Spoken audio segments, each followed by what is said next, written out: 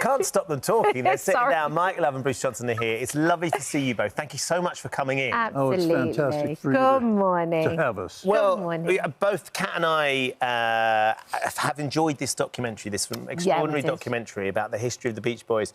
There was so much in there that I didn't know. Like, we all across your music, we all loved your music, but the history of the band is the ups and downs, and there's been a fair few downs along the way, Mike, that I think is so compelling to watch. Yes, it's really revealing of the dynamics and everything that went on, good and bad, with the Beach Boys. And Disney has done a phenomenal job. Disney Plus is going to air it, and it's just it's so wonderful because we have a Genesis book and a Disney documentary, and so we've never been as happy or as thankful for all the attention that our lifetime of music is. We've got it all going on still. We're so blessed. Yeah. It's the longevity of the band. Like, my boys are 6 and 8, and they sit in the back of the car singing Beach Boys. Like, to be able to span that many generations, and I think more than anything else, what your music does brilliantly is just celebrates the joy of life. It grabs it by the horns. There's a psychologist in Sheffield, England, that tested with 2,500 people from this perspective of which songs make people feel the best. And Good Vibrations came in at #1. And there's a Bob Marley in there, and there's a Pink in there, and there's Earth, Wind and Fire had September. #1 and #8 was I Get Around. Not bad stablemates. Not bad. Not bad stablemates. There's a lovely bit in the documentary where you're talking about the writing of Good Vibrations as well, and how you wrote the lyrics to Good Vibrations, essentially in the car on the way to record the song. While driving an XKE to the studio. Amazing. Yeah, and I dictated to my then wife, Suzanne, who's mother of Christian, who sings with us now, and my daughter Haley, and she has better writing than me anyway. So I said, you can't right-hand drive as well, though, by the way. I love the colorful clothes she wears, etc. And got the studio, handed it to Brian. He liked it. He handed it to Carl, who sang the lead, and I came in with the I'm picking up good vibrations. She's giving me the excitations. Yep. It's just magical. It is. And Bruce, I mean, you're a happy accident almost when you joined the band. Now, wait a second. We're not talking about his childhood. When I joined the band, Glenn Campbell was filling in for Brian. He wasn't available because he was becoming Glenn Campbell. So we needed someone else to fill in, I guess, for Brian. Mike called me. So who do you know? I called 12 people. I said, time's running out. Why don't I just show up? April 9th, 1965. Why don't I just show up in New Orleans and I'll do a couple shows? And he was to play the bass, but he never played the bass. He's a keyboard player. So you had to learn how to play the bass? Well, Carl asked me if I played bass. I said, oh, yeah, of course. No, I didn't play bass. But I'm no fool all the time. And wasn't there a whole thing where they said, how much do you want? And you said $300. No, I wanted $250. And so I got a check for $3,000. I thought, I think I need this job instead of working at Columbia Because they paid you $250 every day. You were like $250. I thought it was for the whole thing. Amazing. I was barely 21 years old, so I thought it was pretty cool. There's watching the evolution of the band as well, though, Mike, from where it starts to the family and Bruce joining and where it goes to, and this extraordinary battle that there was that I wasn't aware of, and watching the documentary was gripping, between you and the Beatles. I didn't realise there was this sort of raging thing about who was the biggest band in the world. But when you got to the UK, all the fans over here voted you guys #1. Yeah, these guys were. New Musical Express did that. Emmy Award. On the strengths of Good Vibrations going to #1 in 1966. So, but there's been nobody more successful than the Beatles. Of course. The McCartney and crew, but the most interesting thing for me was to be in India with Marishi's invitation, and all the Beatles were there. And so you were there together? Wow. Yes. George Harrison and I had our birthdays in India in spring of '68. Wow. Yeah, we're both Pisces. So, wow. Because I bet that was relaxing. It was amazing. We were meditating for hours at a time. They were doing a lot of music. Yeah. Back in the USSR, Paul came to the breakfast table saying, "Listen to this, Mike. Playing from Miami Beach," Wow. And it was a fascinating time. And Bruce, you played the Beatles' Pet Sounds. Here's what happened. Is that right? I came to England for a week of promotion. Pet Sounds was released in America, but it wasn't released yet. And, but Sloop John B was released, was climbing the charts. So I brought a copy over, and I wound up playing it in my suite for the Beatles twice. Right. And so the feedback I got Keith was, Moon introduced him to us. I see. well, the feedback that I got was that McCartney just took the vibe and the sweetness of Wouldn't It Be Nice and some of the harmony, and created Here, There, and Everywhere for the Revolver album because of Pet Sounds. But the more important thing is that there probably wouldn't be Pet Sounds in terms of spreading all around the world if Lennon and McCartney hadn't, praised it so much. They were our promo guys. Yeah. It really put us out there. Well, that's one of the interesting things when you watch the documentary and you look at it. There's a guy in there talking about the two bands and how actually it wasn't really a competition. You almost made each other better by listening to each other's music. There was a rivalry, but it was a mutual admiration. Yeah. Yeah. We went to see him in Portland one time, and John Lennon's voice was out, and he says, "Oh, my voice is out, and when we get to this part, shake your heads. The girls will scream, nobody will care." And we talked about girls and cars. Yeah. Yeah, it's funny. Yeah, because Harrison was into cars. Yeah. There is also a lovely bit in the documentary, and it's right at the very end when you all get back together. And the beach. I You know know the exactly beach. the Yes. beach. They do a great breakfast there. I don't know if you knew Paradise Cove was the site of our original album I cover did in know that, yeah. 1962. Yeah. So it was so lovely to get you all back there. Yeah, it was great. With all the stories that had been talked about. What was that moment like? It was sweet. Brian was remembering things from our high school days that I'd forgotten. Really? He reminded me of. And then we sang a little bit of a cappella, Their Hearts Were Full of Spring.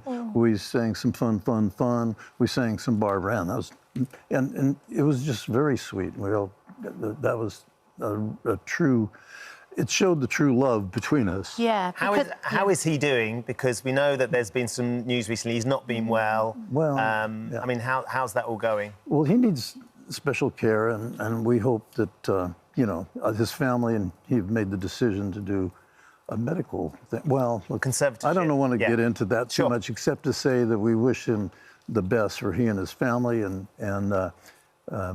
we'll all see each other at the, when I can't talk about where we're Hold going on to a see sec. each other. You But nearly let something slip then. Yes, I did, but damn it. It's an exclusive. Get the thumb screws out. No, Thumb screws. Behave. No, we're going to see each other soon, okay? Yeah. Is there going to be a gig? Is there going to be a We performance? can't talk about it. I don't, That sounds don't have to definitely like shoot there's going to be a myself. gig and a performance. Do I need to book a table at the Paradise Cave? Well, what needs to happen? Just get a No, spotlight. we're just so thrilled that we're all celebrating so many years. 6 decades? Yes, Six 6 years. We've had a few questions from our viewers. Scott says, what is your favourite Beach Boys song to sing? For me, California Girls. I love it. It was the first song I ever recorded with the band. I just love his song. Still got so much vibe. What about you, man? And I wrote the words in the Watching him write the words, come on, Mike, it's California Girls, write some words. Yeah. in the hallway. Brian was doing the track, I did the lyrics and sang the lead. And then Bruce came in and wish they all could be California. Anyway, Do you have a favourite? yeah, I have about a lot of favorites. Don't Does it retard change? him. Well, let's see, not only California Girls, but Good Vibrations, Yes. I Get Around, Fun, Help Me Rhonda, Barbara You're going to Ann, list them all. Do It Again. 7. Well, Estelle Kokomo. Kokomo. Kokomo is one of the biggest sing-alongs in our show. Love Kokomo. good. Estella says, I was 18 when I saw the Beach Boys at Wembley Arena on the 6th of June in 1980. It was definitely fun. And it has been to meet you both today. Thank you for Thank you so coming much. in. Are you on the way to the airport? Pleasure. Thank you for having The documentary is really fascinating. Yes, And it's out May 24th, Disney Plus. You Yeah. can stream it then. And we wish you guys well and safe travels back to the airport. Thank you, Frank Marshall, for you. being putting it together. And thank you. And the team. And thank you, Genesis, for doing a lovely Yes, book. Yeah, we have a book. We have a book. And when's the gig when you're all getting back together? When was that? I didn't hear that. What? Thank you, guys. Thank you. Hello. Thank you for visiting our This Morning YouTube channel. We upload tons of new content every single day. So hit the subscribe button, like all the videos, and don't miss out. We'll see you in the morning. Yeah, now after 6 years, 110 races, entries and 15 podiums on Sunday, Lando Norris finally became a Formula One Grand Prix winner after speeding to victory in Miami. Take a look.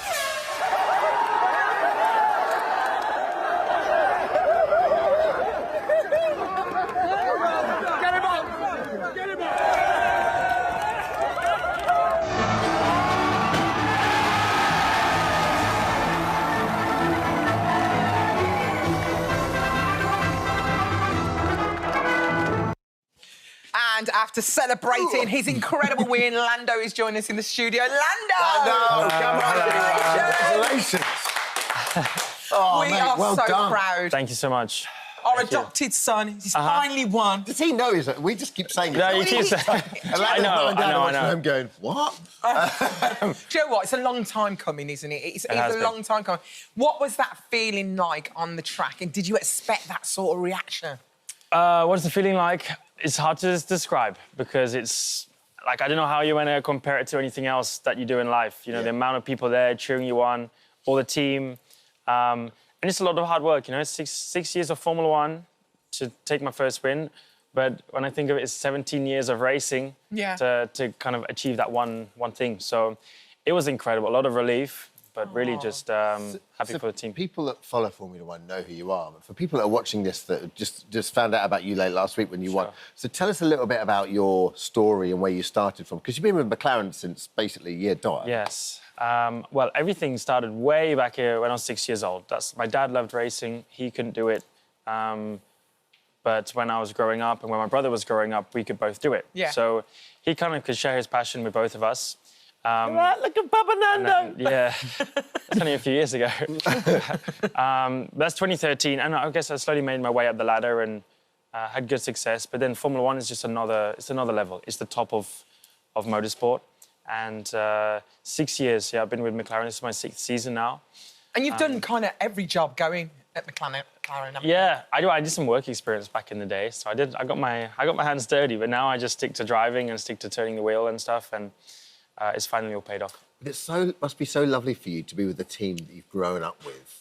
Yes. And, you know, these guys have seen you come from basically like a young adult to the man you are I would today. say I was a kid. We just look at those pictures now. These are people that have been through that journey with you. Yeah. I mean, They have. Yeah, I mean, Look at this. that's 6 years. So I think it makes it definitely a lot sweeter that I've been with the same team. It's not like I've just jumped in and they're a team that won straight away, you know. We were struggling a lot the last few years. We've had a lot of ups and downs. We've had some great moments, some bad ones. 1 year ago in Miami, we didn't even make it into the second part of qualifying. We were that bad. But there's been a lot of changes and a lot of hard work, and to go from where we were then last year to now standing on the top step. I mean, but when we talk about this race that you actually won, it didn't start off the best. I mean, you was in 5th, then you went to 6th. So, I mean, it was a tough race, wasn't it? It was. I had to avoid a little incident in turn 1. I got taken out the day before in turn 1, so I just needed to make it through turn 1 cleanly. But the speed all weekend was very strong, so I just needed to make sure I got through and could go from there. And we were the quickest pretty much the whole race. So it was great. I had to make my way up. We tried some things with strategy. And I'm always one to be honest. Like, I was a bit lucky. We went so long in the first stint that I got the safety car. The safety car allowed me to get a few cars in the pit stops and come out in the lead. So sometimes that's on your side, sometimes it's not, and that helped us out. But even after that, the speed was so good I could pull away and cruise, and it was your friends must be so proud as well. Like, you know, it must be kind of surreal to be with these people you've sort of brought up with and grown up with. But I guess that kind of coming home when you can come home keeps you rooted and grounded. 100%. I mean, a lot of the friends that I grew up with are not honestly the friends I have now in Formula One.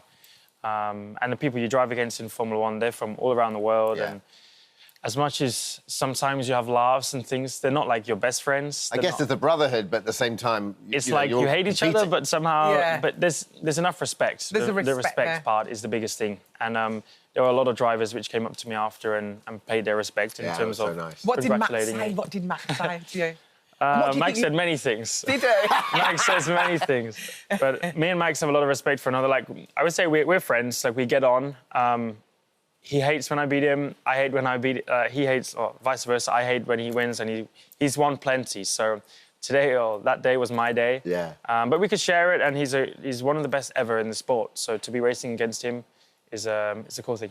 Lando, if you imagine now, this is almost like the monkey off your back, in that you've finally won once, and now you can properly focus on building on that, aren't you? You and the team.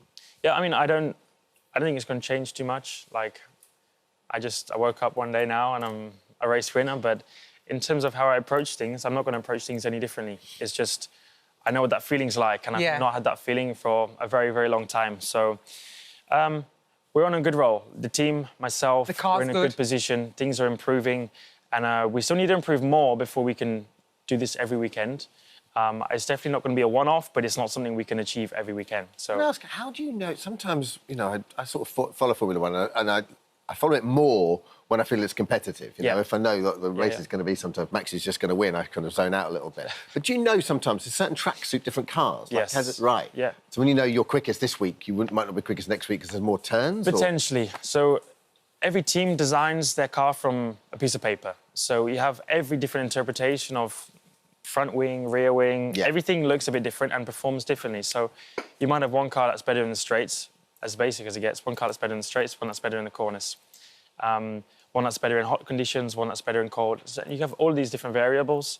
And here on this weekend, we had quite a big upgrade. So we made the car quicker, and it all clicked and everything kind of paid off. But some weekends, the car will feel great and you're confident you can push. The next weekend is maybe a bit too twisty for you and it's not quite so good, but that's the way of sport. Well, listen. I was happy that you thanked your mum and dad. That's what I like. The fact that you thank your mum and dad, and you always talk about the fact that it's all about the team, really. Thanks, Lando, for joining us. Really appreciate it. My pleasure. It's been great having you, mate. Take care. Okay, thank you so much. Hi, everyone. Just wanted to say thank you for visiting our This Morning YouTube channel. Now, listen, we upload new content every day, so go ahead and hit that subscribe button so you don't miss out. And we'll see you in the morning. Delighted that Colson's here now. Yeah, we're chatting to him already. We're already like... Well, you're just saying that even watching that from 2017, even trying to remember back... I mean, the storyline was a big storyline, but those scenes and those moments, it's hard to sort of recall some of it. Yeah, like, I won't have seen that for years and years, and then seeing it back, it's like, oh, yeah, that happened, then that happened, and then you remember the days filming it and you remember the story playing out, but... Seems so long ago. I'm really getting old. We're all getting old, that's the thing. But how is your character going to respond to Nathan being back on the straight? Yeah, I think Craig... PC Craig Tinker. PC Tinker, Tinks. I think he's instantly alarmed at the fact that Nathan's back. Yeah. Because he obviously has the history. He knows what he was like with Bethany, and he doesn't want a repeat of this. And whilst the current case is going on with Lauren missing, Nathan reappears and Craig's brain is going, this is dodgy. Right. It's always going to be dodgy as well when he's back, because he was such a sort of insidious character as well, wasn't he? He was one of those baddies that was truly, like, bad to the bone and bad inside. Like, everything he did was just evil. Yeah.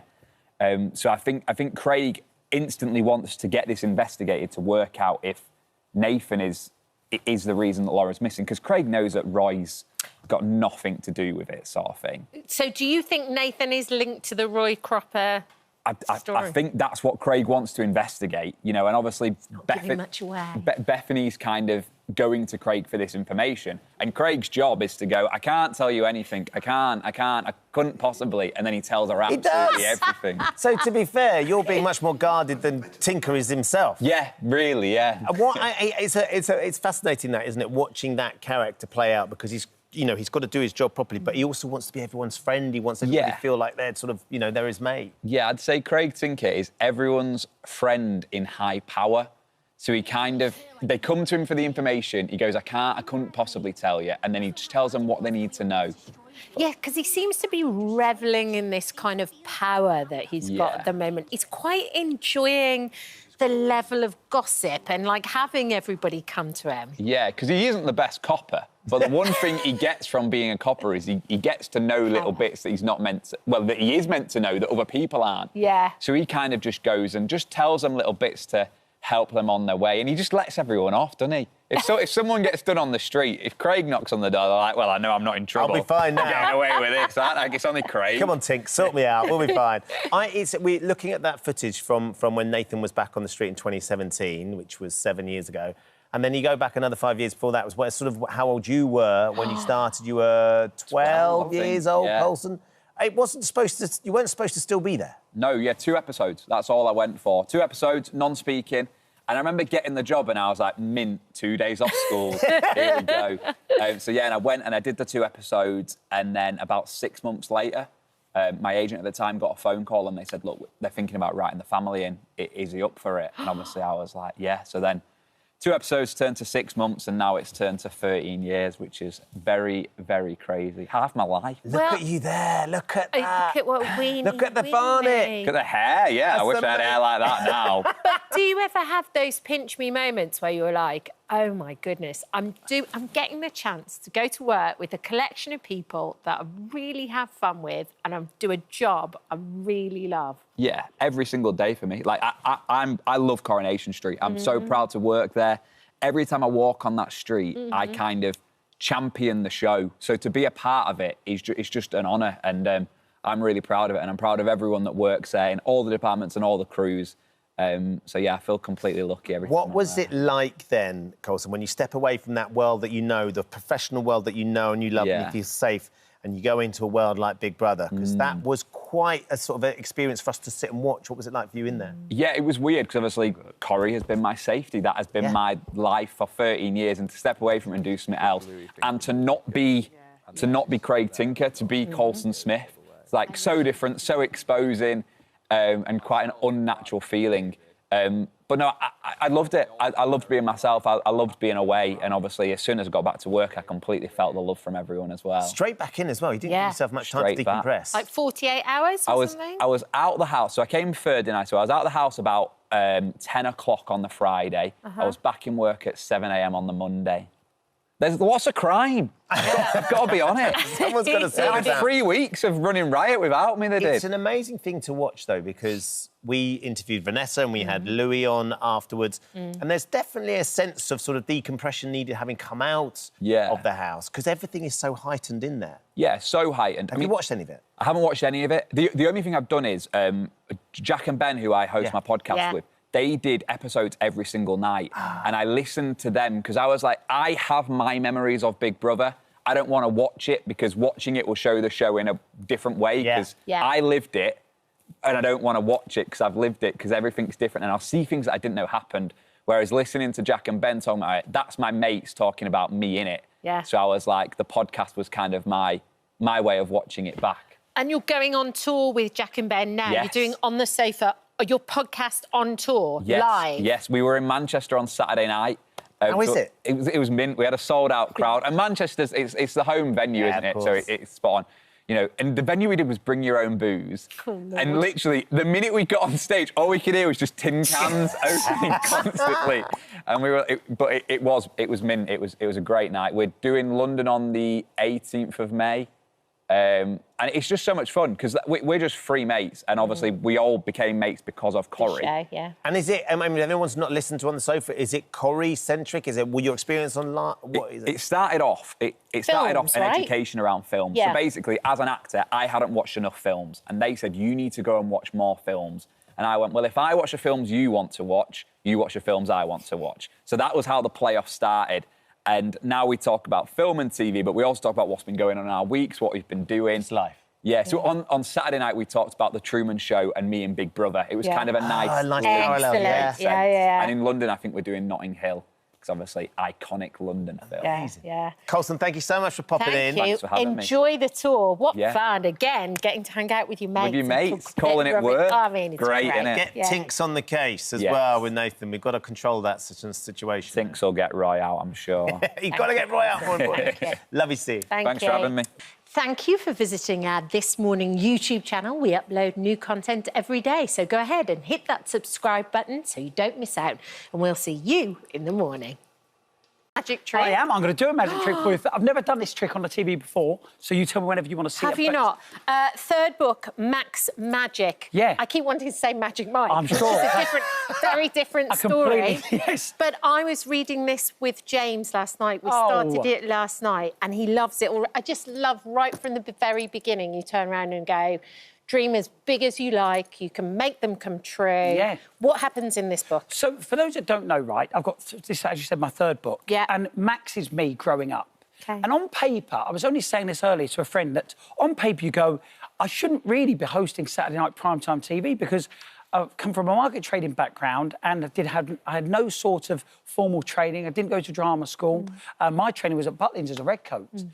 So I started out as a magician. And what magic did for me was it just gave me a lot of confidence. So at the start of every book, I put a message about, in book number 1, never give up. Yes. And in book 3, it's, as you say, anything is possible. If you really want it, you can achieve it. So the book gives confidence and also self-belief. And also it's a bit of escapism with Max and his magic. Yeah. But for me, it was for real life, because at school, magic helped me a lot. What I also like about it, and it's a bit like what David Walliams did in Gangster Granny as well, you kind of do deal with loss a little bit too. Yeah. It's not all sugar-coated. It's actually... And it's a great way to start a conversation with a little one. Agreed. And it's funny you say this, because when I was talking to the publishers, at the end, it gets sad towards the end, but there's a real good lesson to it, because it's the one thing we all need to deal with in life. It's harder possibly sometimes when you're younger, but I think you learn from Max that if you've got friendship and you've got family and you've got your inner self-confidence and self-belief, that actually even the worst scenarios you can overcome. And also at the back of the book, there's a QR code where I teach you loads of different tricks on video. So you scan it, do the tricks, then show you how you can do them too, so you can get your own inner confidence. And you've got a trick on the table in front of us there. Because there is nothing better than being with Stephen and you're at a party or anything, because you can just go, Stephen, give us a skip, give us a skip. He did one on me at Takeaway, and it was literally about dog food, and he somehow had something inside a sealed bag of dog. I don't know how you do it still. Well, do you know what? You're going to love this. This, by the way, is my prediction. You can see this here. No one's going to go near that. No one's going to touch it. It's there. And this is a live show, so we can't mess about. First of all, Ben, if you don't mind, just shout stop. You can see I've got 2 packs of cards. Cut them in half from a red pack and a blue pack. Just shout stop whenever you're ready. Stop. OK, we're going to mark where you've stopped, just there, perfect. And, Kat, if you don't mind, I'm going to flick through these, and if you wouldn't mind shouting stop as well. OK, stop. OK, and let's see where you've stopped. There we go, don't worry, it's all good. Right, so good stuff. OK, so we've got your card here from the blue pack just there, and we've got, let's see where Ben stopped, just there. And hopefully, if this has worked, fingers crossed, they should match. They should match the prediction that you've made. The prediction that's been there from the start. All. So this is why you think that Kat and I are the perfect match. Because we're going to find randomly through the magic, perfect match. Through Stephen Mulhern's touch. Let's have a look. Bingo. Oh, no. You've not done this before, have you? That prediction was there from the start, wasn't it? Yeah. And you are the perfect match. Oh, come on! Oh, come on! Oh, come on, you may touch me. Oh, my Lord! But it gets better. Look, your card... It gone wrong? Don't you worry. Look, your card was from this pile, and it's the only red card in the blue pile. And look, Ben, your card was from this pile, and that's the only card you could have picked, because they're all blank. What? What? Burn him! And the applause doesn't stop. Thank you, guys. Stephen Mulhern. Good trick, innit? Because I thought it had all gone wrong. Yeah. But no, never give up. Was that supposed to happen, that Yes, bit? of course it was. That old little chestnut. But there you go. Look, the reaction it gets. And this it's is why... amazing. It's all amazing. I think Amazing. I tell you what's amazing as well, Deal or No Deal, doing brilliantly. Wow. Can I just have a moment about the fact that your dad created the format before it even became a format? Right. He would be a billionaire by now if I he'd know. actually... This is the weirdest thing. So my dad, right, he would play, he calls it boxes. There he is, right? He'd play boxes? At Christmas, I've got 2 brothers and a sister, and my mum and dad will all sit round, and you pick a box, and either in the box it'll be a scratched-out scratch card, which is a loser, or a sweet, or a £5 note, and the jackpot is £50. It'll be a £50 note in one of the boxes. So you pick one, and you open it up, next one, and it goes down to the wires sometimes, like on Deal or No Deal. So he did that before Deal or No Deal, and no one even existed. Unbelievable. Is he on a percentage now? He knows the presenter? Well, or... do you know what? The reality, they love watching it. I bet they do. You must love hosting it as well. Hard work, but brilliant. It's a dream, because you've got 22 people that I just talk to, and we just chat, find out a bit about them. I love it. It's a dream show. I feel so lucky with the shows that I get to host. Yeah. And it's just, yeah, ITV have been very, very good. And you still don't know who the banker is? No. Well, that was it. They said to me, right... I thought you were going to know. No, because they said, do you want to know? But the problem is for me is that I want to be on the player side at all times. So if you were the banker, for example, Ben, or Kat, and we knew each other, which we do, I could easily go, oh, come on, give him a break. You might try and persuade us. Whereas he's so hard. And he's just, you know, even at the worst times, he'll say to someone, just tell him it's not a pissy party and put the phone down. Yeah. Brutal. Isn't we it? love it. Stephen, good luck with the book. Thank you so much. It's amazing. Brilliant. Maths Out Magic, the Thursday. third one, out on Thursday. You're going to love it. Thank you for visiting our This Morning YouTube channel. We upload new content every day, so go ahead and hit that subscribe button so you don't miss out. And we'll see you in the morning. And he joins us now. And this was the studio that you filmed Summer Faulty in, right? And I think Monty Python. I think we were in the same studio. In this... Years ago, 1969 and 42, started 75. And the Builders. The Builders It was the greatest studio complex I've ever been in, and then the BBC sold it. Yeah. So you feel right at home here Well, yes, today? I do. It's wonderful to think I'm back here after over 50 years or whatever it is. And we're still talking about Fawlty Towers 50 years on. Yeah. I mean, did you ever think those 12 episodes would be so iconic? No. When I left Monty Python, because I felt we were beginning to repeat ourselves, and also my dear friend Graham Chapman was an alcoholic, which didn't help, I just wanted to do something with my wife, Connie Booth. And we went and had, in those days, the way the BBC worked was I went and had lunch with Jimmy Gilbert, who directed me when I was doing the Frost Report with the two Ronnies. Yeah. And he said, what would you like to do now you left Python? And I said, I don't know. I'd like to do something with my wife. And he said, oh, fine, well, why don't you call me and tell me what you want to do and I'll commission it. Oh, my God. Unbelievable. That's amazing. Yeah, I know. Now it would go to a committee that would then decide whether it should go on to another committee. And somebody once said a camel is a horse designed by a committee. You see what I mean? Yeah. You never Those get were the a great days. thing. But, John, when you did... Because it's such an iconic show for 12 episodes. I know you must have been asked this before. But did you just feel that after the second series, you'd done enough? Well, we first felt, Connie and I had the same feeling. We felt that we could do another series and everyone would say, it's very funny, but it's not as good as the first two series. And then the only reason to do it then is money. Yeah. And in those days, I had some. You were OK. Yes. So now the decision has been made to bring Fawlty Towers to the West End. That's right. And obviously you've got to cast it. How do you feel about someone else playing Basil? I don't mind at all, because I think of myself as a writer. If you want to understand Monty Python, nobody gets this. We were all writers who happened to perform. So when you write something, you're not immediately thinking, oh, I'm going to be doing that. You're writing a character. I mean, in Fish Called Wanda, when I wrote the scene, I was hanging upside down. Halfway through, I suddenly thought, I'm going to have to play that. You see what I mean? I'm writing for anyone. But you're not thinking about the fact that you're going to do it. It's lovely to see how, lots of different people playing Basil. I think William Shakespeare would agree, because there's been quite a lot of Hamlets, you know? And Hamlet's only 4 hours. Yeah. Basil did 6. Yeah. So when you are picking Basil, did you go through, did a lot of people audition, or did you know quite quickly? Well, C.J. Ranger, who's co-directing it with me and doing all the heavy lifting, she did, for example, Fools and Horses. She directed that, was ran for 5 years. She knows what she's doing. So she saw an awful lot of people and narrowed it into a smaller lot. And then I was away most of the time, so I was doing it via Zoom. And we just had these people in to audition. And the extraordinary thing was how good they were. Yeah.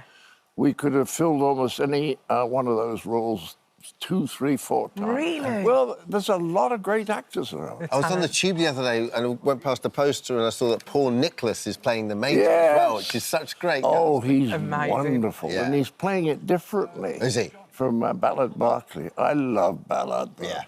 But you see, almost everyone from that show is dead. Yeah. You know? I show clips sometimes and I look at it and I go, gone, and Bertie Cribbins. Yeah. Oh, you yeah. know, Joan Sanderson. Bernard Cribbins is one of your favourite cameo, or not cameo, but like he had these great character actors. Yes, for one exactly. episode. Well, I loved Joan Sanderson doing Mrs. Richards, but I've got to say, I thought Bernie Cribbins was absolutely wonderful. I would give him the award, you know, the Basil. It was such a lovely episode, that, isn't it? Because he just gets put upon and put upon. You see, the thing is, the briefcase moment at the end. People say, why is it so funny? It's because Connie and I used to take 6 weeks to write an episode. Nobody takes 6 weeks. Most people take a week. Really? So if you take 6 weeks, and sometimes we'd start an episode and then not know where it was going to go, so we go and do another episode and then come back to it later. And if you've got 6 weeks per episode, during that time, you're going to have a lot of funny ideas, not just 1 or 2. That's incredible. And we always wrote got the plot worked out before we ever wrote a line of dialogue. As most people have seen one and starts writing the dialogue. You want to know where you're going and what's the ending going to be like. Which episode are you most proud of, John? I think Basil the Rat. I think there's a moment when the food inspector looks at the box of biscuits and there's a rat. Basil says, desperately covering up, would you like a rat? And then a few moments later, he's dragged out when we're on the floor. I love that moment. And John, the stage show is based around 3 of your favourite episodes. Yeah, the German... Mrs. Richards' episode. Yeah. And Bernie's episode. Yeah. Bernie did the Hotel Inspector. Yeah. And then, of course, we had to have the Germans. Yeah, absolutely. Yeah. So how hard was it to sort of amalgamate all those 3 into one script? I don't remember, because we did it a long time ago. Yeah. We did it in 2015. OK. And then that next year, it was done in Australia, and it was very, very good. I went out twice. I went out for the casting, and then I went out because what I'm good at is coming in at the last moment when CJ's done all the hard work and saying things like, don't do that in that order. Do that first, then that, and then that. And then they do it, and the audience in the rehearsal room will laugh. It's very rewarding. Or just say, don't look at him when you say that. So you can just see when they stand a little closer together. And Isn't that lovely that you've got those moments, you can see those beats and those moments of comedy. What's it like writing with your daughter? That must be lovely. Oh, it's adorable. The nice thing about her is she's got a blacker sense of humour than I've got. Has she? Oh, yes. She does a wonderful stuff about women's rights. She said, I believe in a woman's right to stay at home and not work. The whole thing is, it's just, like you said, it's all context. Like we talked with Jimmy about it, and the whole thing with you as a comedy is context. Somebody said to me the other day that people with a good sense of humour understand a change in context. And what I said the other day, which has been in the papers a lot, is that people who are literal-minded find it very difficult to see different contexts. So if you're in the Midwest of America, where they're very literal-minded, I mean, they believe every word in the Bible has to be taken literally, despite the fact that Jesus Christ taught in parables. It's a terrible time. But parables supposed to be taken literally. No. You see what I mean? And if you have that cast of mind, they can only see one meaning, and they can't see that there's different contexts. Like, look, if you're having a funeral, you will think of an absolutely disgraceful joke, but you won't shout it out to the... John, you've got to leave it there. We've got to cut you off. I can't believe this. 40,000 play at London's Apollo for Wednesday. The other thing... Hi, everyone. Just wanted to say thank you for visiting our This Morning YouTube channel. Now, listen, we upload new content every day, so go ahead and hit that subscribe button so you don't miss out. And we'll see you in the morning. Clever. That is so clever. Jimmy Carr joins us now. Hey, Good Jimmy. to see you on the sofa. Can't believe my luck on a Friday. Yeah. I know. Nice. It's the best day to come. It's best day. Especially if you like your chicken 3 ways. Exactly. Yeah. He's eaten. That last way was... What more does he want? There, wasn't it? that belonged in the Nothing bin. wrong with that soup. No, Come on. nice. Take the carcass and melt it down. Natural Born Killer. Doesn't sound very nice. Natural Born Killer. It's good title. The Netflix special. Yeah, it's done well. It's done all right. Why is it called that? Why did you call it that? I'm a killer. Don't say things like that, because it makes me think, But that's are the you really language one? of comedy, isn't it? People either die on stage or they kill. It's very kind of combative language. Natural Born Killer, lovely. Yeah. Tell us about the show. It's just, I mean, it's just jokes. If you like that kind of thing, you'll like it. It's pretty funny. I'm getting a little bit better. I think as the years go on, it's nice to see a bit of a progression. You can see the early stuff, and then now, and I'm kind of trying to do... I've got a really good fastball. I'm really good with one-liners, and I'm trying to do slightly longer bits now. It's really fun. It's fun to kind of grow. Do you like filming the specials? Is it fun when you know that that night you're going to get the cameras in, and because you're directing this one? Yeah, well, I directed it with my mate Brian Klein, and my friend Amanda Baker sort of directed the live show with me. So, like, there's always, like, it's one person on stage, and you get all the praise and all the money. But there's always a lot of people involved. Yeah. There's always lots of people kind of backstage making it happen. But yeah, I kind of directed it a bit this time because I wanted the rhythm of the show to kind of cut with the jokes. I wanted it to kind of make sense. Did the director, Jimmy Carr, ever have a problem with the comedian, Jimmy Carr? Oh, yeah, good question. Yeah. And what did he say? What sort of thing? I have to retake stuff. But we had to get... Because there's quite a lot of kind of shots where, like, there's a Steadicam shot, so the camera just kind of goes around you and pans, and it looks fantastic. But it means you've got to retake that joke at the end of the show, and the audience are kind of in on it. But the Steadicam guy was a guy from Strictly. He was amazing. But he's got to kind of walk around you. And I just kept on kind of making eye contact with him. Like halfway going, right, OK, we've got to start that again. Really? Don't look at it. Such a lack of professionalism. Oh, man. Do you do the thing that so many comedians do where... Because you're obviously the king of the arenas now and, you know, you sell out tours, but do you go back to the small theatres and just to road test the material? Well, I play all... I mean, basically, I do all sort of smallish theatres on the tour. I do, like, 2 shows a night. Yeah. I do a 7 and a 9:30. But you know there's really super small ones with just a notepad and stuff. Do you still do that anymore? I test new stuff at the end of every show. Oh, do you? So the end of every show, I've got, like, a bit of paper with the new gags. Yeah. And then I just go, right, we'll try these and see what works. And I guess by then people are on side, so they kind of... Yeah, and it's like, it's a good test, because you've done your best stuff, and then you go, is this going to work? Does this fit in? Yeah. So Would you like tell the trying new audience? stuff all the time. Would you tell the audience? They notice I've got a bit of paper out, because I'm not learning them until I know they're funny. OK. That would be a waste of everyone's time. Oh, my God, that's so amazing. Obviously, you're going to UK, Ireland, Europe. Do you have to change your material for the different places? You really don't. No, you keep it the really same? Don't. It's a kind of an amazing thing with Netflix. It's kind of global now, so it's like, I don't know, I think it was in the top 10 in, like, 28 countries. So it's everywhere. I play 45 countries on the tour. Wow. So it's everywhere. And it feels like comedy's kind of bigger than ever. People, as things get more kind of, sort of, I don't know, blinkered on TV, like there's not as much stuff on TV. Live, people want to go out and they want to kind of have that sense of sort of a safe space where you can sort of say anything and just relax, take an hour off from life. People need it. Do you feel like you can sense that people are sick of this cancel culture vibe when they come to your concerts? And I don't even think it's a real thing. I mean, I've been cancelled many times. I'm on This Morning. Yeah. It's like, it's not a real thing. It's like, and there's a big difference between criticism. Some people legitimately think I'm rubbish. And some people just kind of go, well, he must be banned. We can't have him playing theatres anymore. That's a different thing. Do you remember the first time that happened? Like First time I got cancelled? The first time someone said to you, you can't say that kind of thing. And did you then go, did you ever take a beat and go, let's talk about it? Or did you go, no, I've got to double down because the joke is everything and it means... It's not... It wasn't doubling down. It's not like being kind of macho about it. Yeah, I don't mean but it's that thing of, like, going... The audience tell me what's funny. Yeah. I've got my audience, and sometimes when a joke escapes the lab and it goes on Netflix or something and other people see it, or a clip goes on Instagram, people go, oh, that's disgraceful. And you go, yeah, it's not for you. In its isolation. There's other stuff. You know, there's comedy for everyone. There's so many different types of comedy out there. It's become like a real cultural thing. Yeah. Like, it used to be people went to the pub or they went to music, and now people go out to comedy shows. There's something great in your town this evening. There's, you know, the clubs and the arenas and the theatres. There's loads of great comedy, but not everyone's for everyone. You find your audience. Well, we've got John Cleese coming on in a bit. I mean, John says something great. Exactly. And he said, the thing is, it's all about context. And, you know, I know you. You're a lovely guy. We're friends. Yeah. You're ish. Yeah, all right, we know each other. I like you. But get carried away. But, like...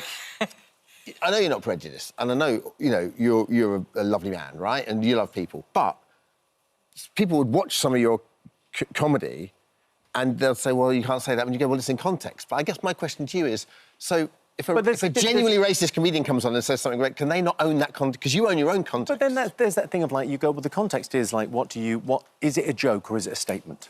Is it something that someone said or is it a joke? Can you understand what the joke's about? And talking about those things that no one's talking about, that's where comedy lives. Yeah. In that gap between public and private discourse. And there's never been a bigger gap on, you know, how people talk on TV and how people talk in the real world. Yeah. And so that idea of, like, when you're playing around with that stuff that's dangerous, it's very exciting. I guess can people that genuinely mean it hide behind the kind of context argument? I guess they could, but I mean, I don't really know who. I mean, you need the specific example. I think the context of like it being a comedy show is there's a big difference between going camping and being homeless. Yeah. Context is everything. Yeah. You know, what's the joke really saying? What's the fun of it? Yeah. I'll joke about everything. I'm like an equal opportunities offender. And you believe this can be taught in schools? You believe that you can teach being a comedian? I mean, you taught yourself, didn't you? I mean, I'm working on a thing at the moment. That's kind of a bigger project. So it's not just me as well. It's my friend Amanda Baker and Abby Grant. We're working on a book and then a course. Yeah. But, you know, Amanda's been working with me for years, and Abby as well, like just kind of trying to put together this thing, like the language of it. Because music's got a language. Yeah. Musicians can talk to each other around the world and they've got like a common language. So the idea of putting together like a common language of stand-up. And partly it's that thing of like, I'm doing it for me. Because, you know, I know how to do it, but like actually sitting down with Amanda and Abby and trying to go, right, how do we codify jokes and how do we sort of talk about performance?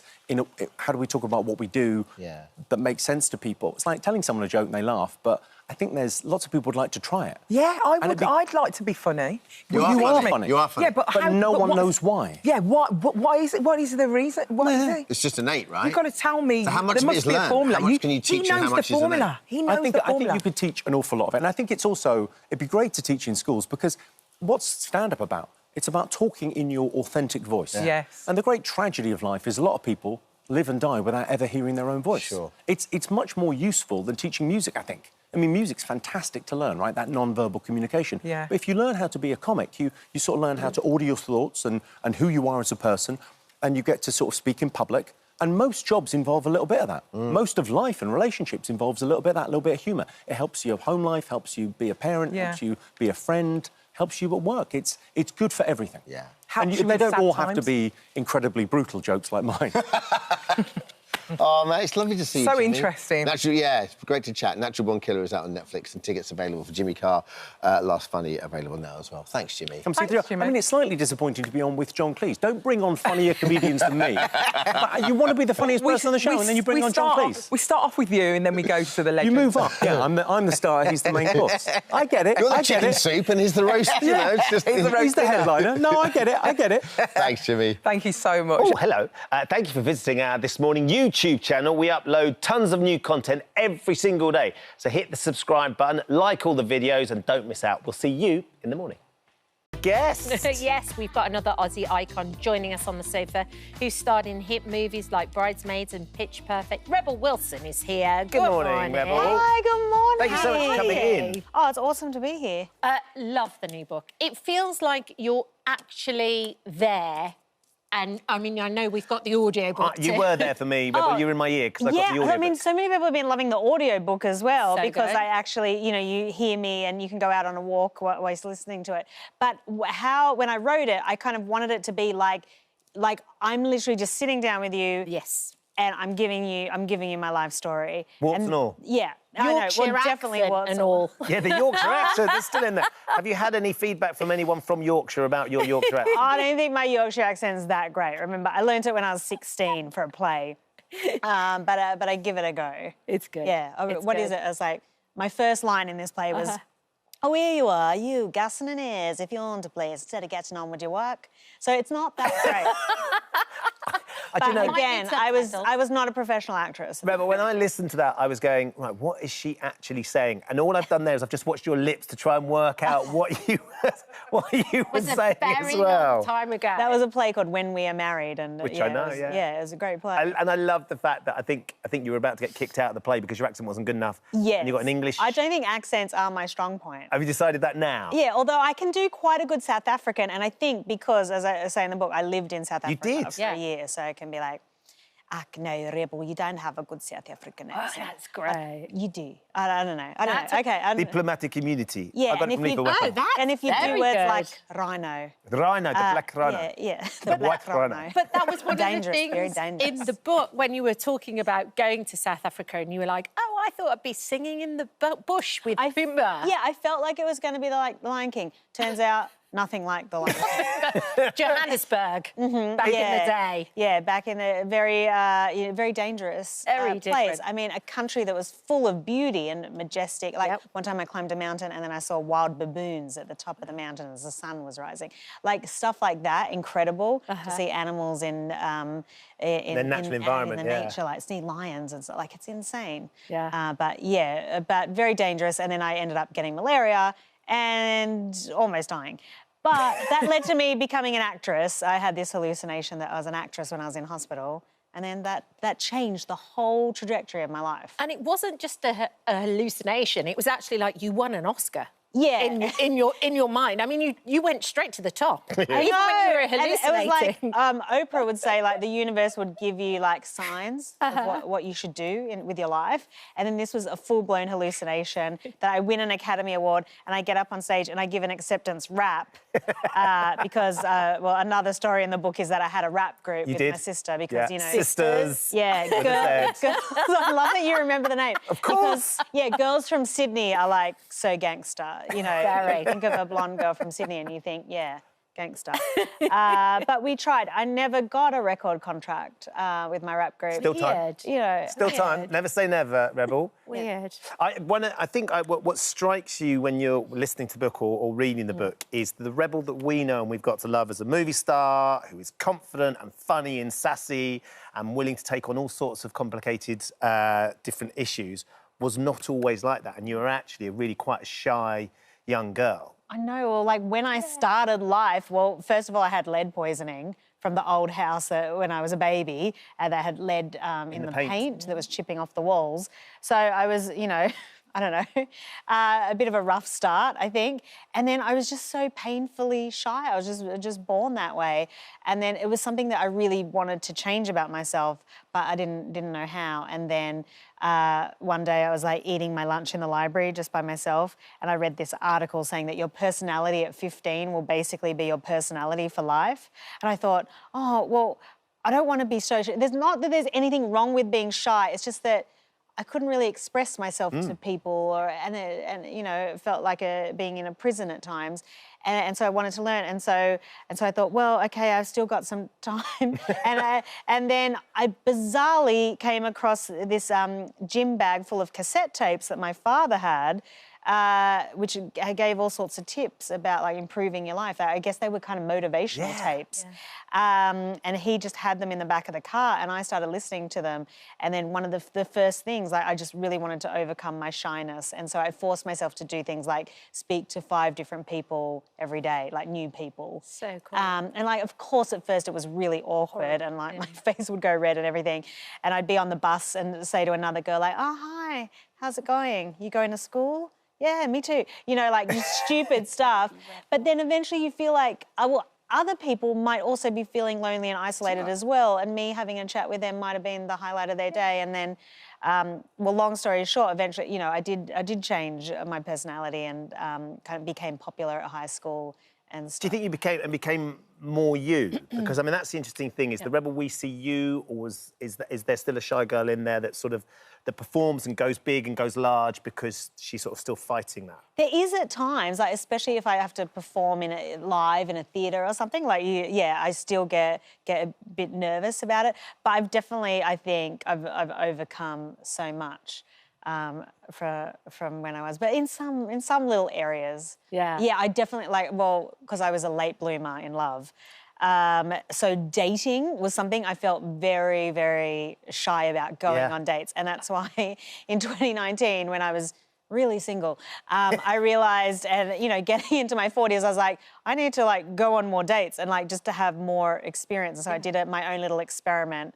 I went on, like, dated, like, 50 men in... Well, not at the same time, people. Wow. Settle down. That's a TV show there, Rebel. Yeah, it was like anyone who asked me out, I had to say yes in my little experiment. Okay. And I did, and I you know, and then I got more comfortable dating. Because there's a whole chapter in the book that's dedicated to being a late bloomer. Yeah, I know, because I did lose my virginity late compared to a lot of people. Yeah. 35? Yeah, 35 years old. The fascinating thing about that, Rebel, is that the characters you always played that we saw you were always so confident. They were always so sexy. They were always so sassy. Fat Amy, probably the character that I'm most popular for, is so uber confident. And in a lot of areas in my life, like, I was really confident. I just felt like, OK, I grew up in a very conservative Christian background. And I was kind of, my mum encouraged me, like, don't have kids early, like, go out into the world and have your career. And so I did that. And then I kind of struggled with self-worth issues. And then I thought, oh, well, relationships are not for me, and I never entertained it. And I had, like, this Olympic athlete level focus in order to make it in the entertainment business. And then I suddenly realised, oh, my God. And then it became an embarrassing secret, which I never told anyone until I wrote it in the book. And you told quite a few people now. Yeah, and then now everybody knows about it, so now I'm fine to talk about it. But at first I was like, oh, gosh, should I put that in? But I think what's been really great is that people have contacted me on social media and said, thank you so much for saying that, because, you know, maybe not everyone loses it when they're teenage years, and, you know. It feels like there's a lot of you taking control of lots of issues in your life in this book. Of course, there's a lot of controversy about the chapter that's all about lots of different people you met, but Sacha Baron Cohen is one of them. I think I noticed the media tends to pick up on that chapter, well, you can which is just a small part in the book. It is a small part, but it's created quite a lot of controversy. Yeah. The chapter's redacted over here as well. Yeah, I think there's about a page and a half. Blacked out. It is redacted, It's all which, very I mean, dramatic. all I would read into that is, you know, someone who's expressed that they're litigious, and sometimes the way the defamation laws are, me being legally trained, You're a lawyer. know quite a lot about this. Yep. You know, somebody with some wealth and power can sometimes use the laws to their advantage, and, you know, and so that's just the book publisher mitigating their risk. He said he denied all the claims that are made in the book. Printing falsehoods is against the law in the UK and Australia. It's not a peculiarity, as you've described the fact it's redacted here and in Australia. It's a legal principle that existed for many hundreds of years. It's a clear victory for Sacha Baron Cohen and confirms all we've said from the beginning, that it's demonstrably false and a shameful and failed effort to sell books. Well, OK, that's interesting, but obviously this is a story that I've told since it happened about 10 years ago. And, I mean, whatever, it's his right to say whatever he wants, and I'm not about cancelling people. I'm about sharing my story, and that happened to be the worst experience of my career. And I'm sharing it in the hopes that, you know, that kind of stuff happens less in the industry. And I've learnt definitely firsthand it is very hard to speak up against somebody in the public eye. And so I really respect people that do come out and say stuff, because I have learnt firsthand, like, how hard it can be. And all these moments in the book, no matter how difficult or hard they were, inform where you are now. Correct. Yeah, exactly. And I guess why I wanted to write about that experience, because it did happen 10 years ago. If I was the woman I am now, I would have left that set. I wouldn't have continued. Yes. And I felt a bit of shame about staying on that movie set. And so I guess writing it releases that shame. Yeah, and I also feel like you're so honest throughout the rest of the book. Oh, yeah, brutally honest. About yourself, about it, like, it's so... I embarrass myself most of the time. Jaw-droppingly at times. I mean, it's incredible. But what's so nice is how happy you seem now as well. You seem very happy. Yeah, I mean, there's a lot of things I've had to overcome in my life, but obviously the end of the story is a very happy story, because I am engaged. Congratulations. Disneyland. Thank you. Yes, I got engaged at Disneyland. It was so cliche. On Valentine's Day. Even better. Yeah, Whatever makes you happy. And I struggled with fertility. I have something called PCOS, and the end of my story is I have a beautiful baby daughter, Royce, who is just... Oh, she melts my heart. Oh, there she is. And she's just started talking, and she says, like, I love you. And I'm like, Lord. oh my gosh, and she just melts my heart. Achy heart. And it was brilliant. And it was I went through 5 rounds of IVF to get her. And I just, like, honestly, it's worth every moment of that emotional roller coaster. Anyone who's dealing with fertility stuff knows what I'm talking about. Yeah. It's just brilliant how open and honest you are. Yeah, I've thoroughly enjoyed listening to you. I felt like, OK, like, if I'm doing a dance routine or something, I'm going full out. And so if I'm writing a memoir, I am going full out. And I'm going to tell you everything, you know, things about the entertainment business, things about weight, sexuality, everything. So there it all is. Yeah. And then I'll probably go real private Yeah. Now you're going and disappear somewhere for a bit. Just go and be a mum. Yeah, exactly. And have a lovely married life as well. Have you got dates for the wedding? Is there anything? Probably it'll be next year. Next year? Okay. Yeah. And country, you're going to do it Australia, you're going to go America, are you coming here? I feel like it's going to be a beach wedding, but I just don't know what beach. Yeah. There's a few beaches to choose from. Somewhere exotic. Yeah, I mean, Australia does have... Yeah, amazing. Well, you should be very proud of it. It's brilliant. Well done. Oh, thank you it's so absolutely much. Brilliant. I know, and it's going so well. It's like the number 2 book right now in the UK. So I'm very proud of it. And even if it affects 10 people's lives positively, it's well worth it. I think it will. Well said. Rebel, thank you for coming in. Lovely to meet you. No worries. Thank you for having me. Thank you. Oh, hello. Thank you for visiting our This Morning YouTube channel. We upload tons of new content every single day. So hit the subscribe button, like all the videos, and don't miss out. We'll see you in the morning. And Martin Kemp joins us now. Great to be here. Every time you go anywhere, it is the supermarket, anywhere. If they have they ever done it? Because sometimes they play music. Have you ever noticed someone put the tracks on while you've been walking around the shop? Yeah, of course. Seriously? Yeah, of course. And they're all looking over the counter as well. Oh, got it. Oh, that's brilliant. So you've got a new show on Saturday night, Greatest Hits of the 80s. I mean, I want to say why and how now, but it's kind of like, why is it not already happening, right? Well, I've always done Friday nights on Greatest Hits Radio. I do 70s, 80s and 90s. Yeah. And it's kind of like party nights, gets the weekend going. But now we're doing Saturday nights as well, 7 till 10, and we're just going to do all 80s. Just 80s? Yeah. Just brilliant. And from your perspective, Martin, you think the 80s is your favourite decade? You think it's got the... It's the 80s that, you know, it's the decade that I grew up in, that, you know, I became a man in. And, you know, everybody's got their favourite decade. When I was growing up, my mum and dad were talking about how good the 60s were. Right. You know, and... but for us, for my generation, it was the 80s. It was a decade of everything was larger than life, from the hair to the shoulder pads to, you know, a lot of people, if you were lucky, were earning big money. And it was all larger than life. So it's a great decade to look back on. You've actually spoken before about that nightclub, the Blitz, and how everybody would go down there, and it was kind of like you could dream as big as you wanted to dream. It was all about ambition. You know, the 80s was like, you've got to imagine what it was like in 79, right? Yeah. From 79 to 80, on that New Year's Eve, it was like somebody switched a colour switch on. And all those magazines that were in, like New Musical Express and Melody Maker, all in black and white, all turned to smash hits, the Face, everything became in colour. Even my mum and dad never got a colour TV until 1980. Oh, really? So everything just exploded. And it was... And I think that's why we look back at it so fondly as well, because it wasn't just us who changed as people, it was the tech as well. So records were sounding better, everything was becoming bigger and better. The clothes were certainly better. I remember looking at old Spandau pictures and videos. That, no, I do. I still think that. Well, because as the decade turned, I was 6 in 1980 and had all these. I mean, it felt like the decade of possibilities. Like it was exactly. Sure. It was ambition. Like you were allowed to dream. Yeah, and you could wear outrageous clothes and no one judged you for it. Yeah. Your mum made a load of your clothes. Is that right? Yeah, my mum made some. If we were going on Top of the Pops, my mum would get the machine out the night before and run it up. But, you were allowed to wear what you wanted to, and we definitely did. She made you trousers, but she didn't put any zip in them, is that right? Yeah, that's right, yeah. And we went up, we were doing promo with Spandau Ballet once. We were on a little aeroplane going to Belgium, and all of a sudden, it was only when we were up in the air that we realised there was no zip in them.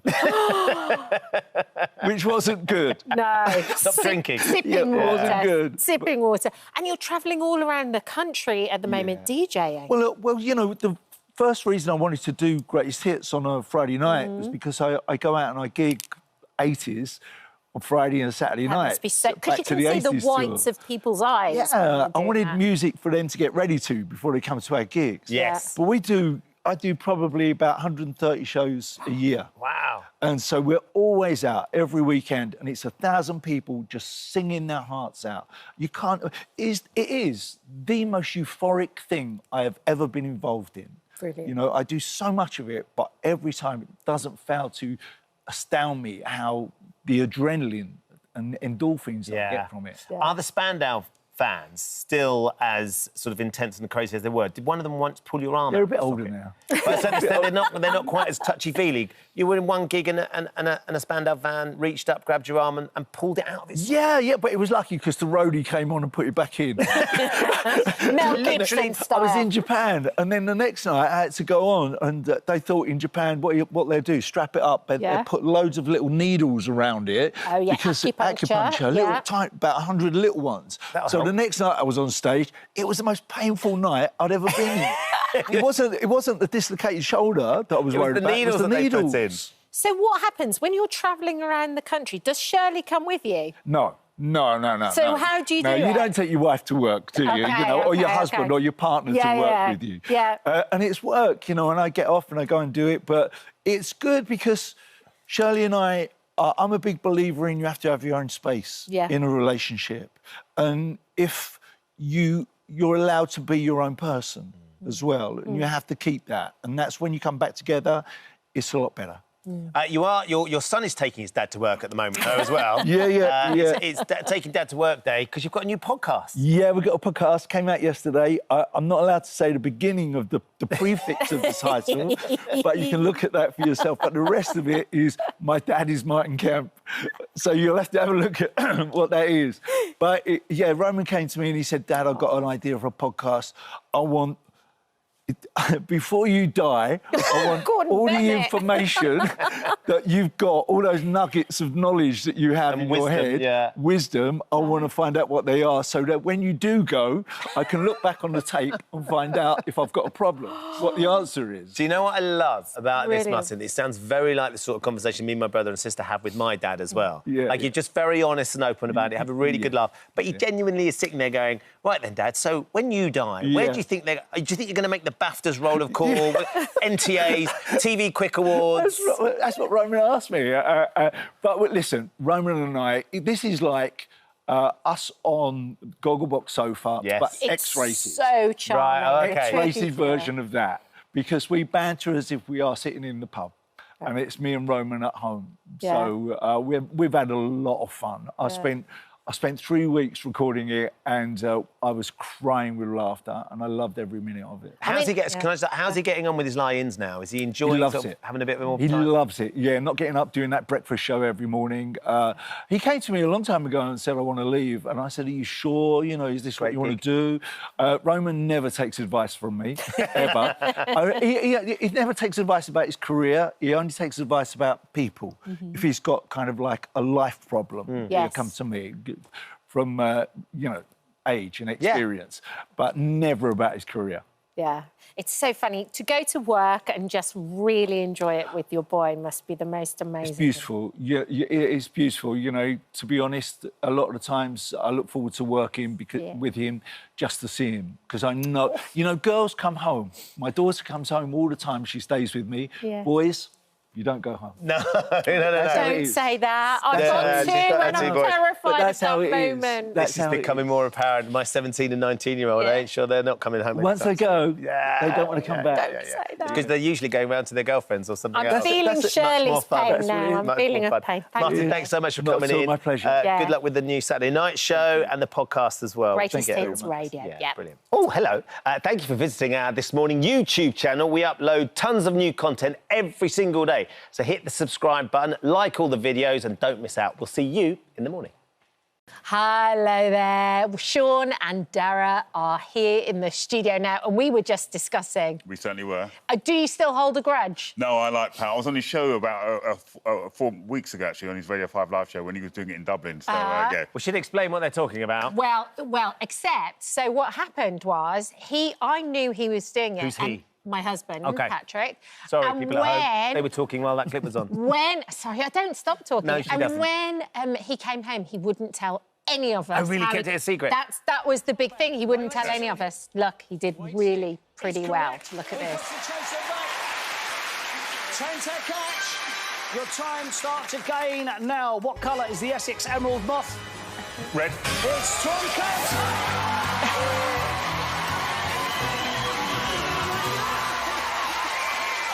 200,000, John. He didn't tell a soul. This is my dad's favourite show in the whole wide world. He watches it religiously. And he did really well. Do you feel slightly bitter? No, I was auditioning for James Bond there, as you can see. So,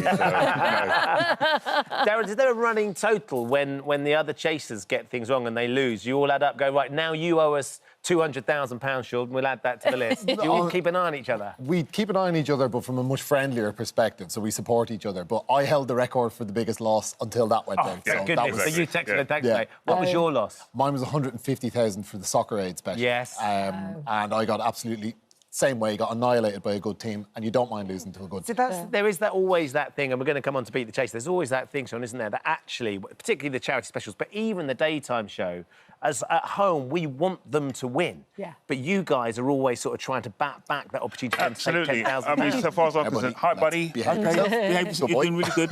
So far as we're concerned, you know, we play to win, and my best victories is when I win by about a second. Yes. And I love that. Although in saying that, I will go and see the contestants afterwards, whether they win or lose, and I always say, if you beat me, fair play. If you don't, you came here with nothing, and guess what? You're leaving with nothing. Come on, buddy. You're doing really good, kid. He's after the We're flow. We have a chew, buddy. Buddy's definitely a bit more exploratory. Yeah. Yeah, he's got used to the place. So, obviously, you play fair, but does it get competitive between the actual chasers as well? Is there any fighting talk or...? No, as I say, especially when we do Beat the Chasers, it's the first time we get together as a team, and, sometimes we don't get to see each other on a regular basis. It's wonderful that we all come together as a formidable force. Yeah. And although there are certain chasers who are quicker than others, I'm like Timmy the Tortoise when it comes to pressing the buzzer. But we win together and we lose together as a team. Yeah. Do you have some sort of Chasers boot camp, Darren, when you get to Beat the Chasers? Yeah, so usually before we'll do a quiz where all of us are playing with each other. Who organises that quiz? Who's in charge of that? The producers do. Oh, the producers do it. So they're warming you up. It's proper warm-up, but it's so that we know when to buzz in, when to leave questions. Yeah. And a lot of the time it's telling Mark to, slow down, because he's very, very fast. And maybe sometimes telling... like me and Sean, who are a little bit slower, we need to speed up. To liven up. To get the speed to the right level. You can't be too fast because you might buzz in too early. You can't be too slow. And, so it's getting that right. But we have a strategy when we play Beat the Chase, because obviously there's certain chasers who've got stronger categories than others. I mean, Anne's very good at literature. Paul's good at everything. Jenny's very, very good at sort of... arts and culture, pop culture, and things like that. I'm very good at history and sport and Chelsea. But as I say, unless, we'll always go for the answer if we know it. But as I say, if we're sort of hesitant and it's a sort of special subject on one of the chasers, well, we'll just leave it. I think the thing that I always love as well, Darren, is that Mark... the Beast hides his disdain if one of you gets the answer wrong, the worst. Like, if one of you buzzes and gets it wrong, you can see Mark, and you can always see if he knew the answer. He's, sitting there going... He is very angry about it, but it goes away, and then you go straight to the next question. Because you've got to get on to the next question. But he's also the first to hold his hands up. If he makes a mistake, he is the very first person to go, I shouldn't have done that. If that had been one of you, I'd have been fuming, and he's the first one to admit. And there was one episode where Jenny, very visibly punched Paul, didn't she? Yeah. Because he jumped in on one of her special subjects and got it wrong, which is that's the big mistake. Okay. If no one knows, you take a guess. But if it's someone else's special and you're not sure, you leave it to them. You never do it. OK, so tell us about the show that you've recorded ready for May. Who's on? Who's your favourite celebs?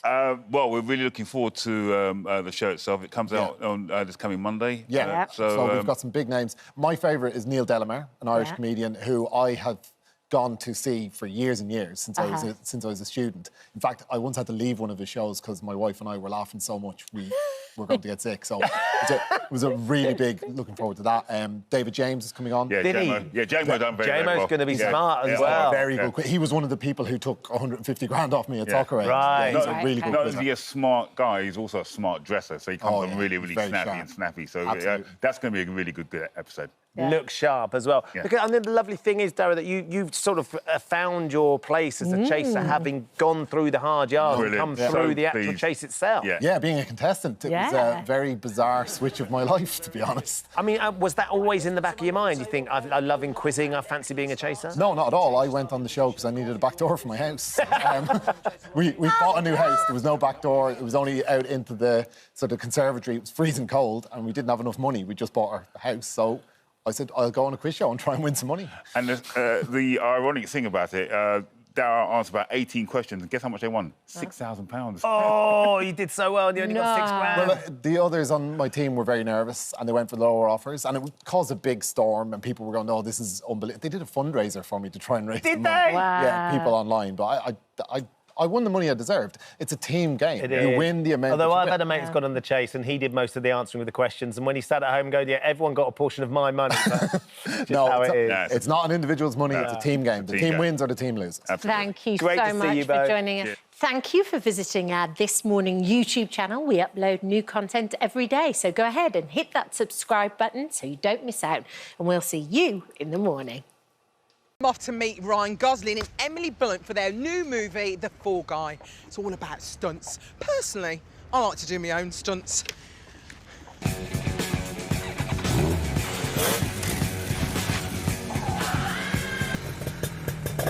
Oh, that was a nice ride.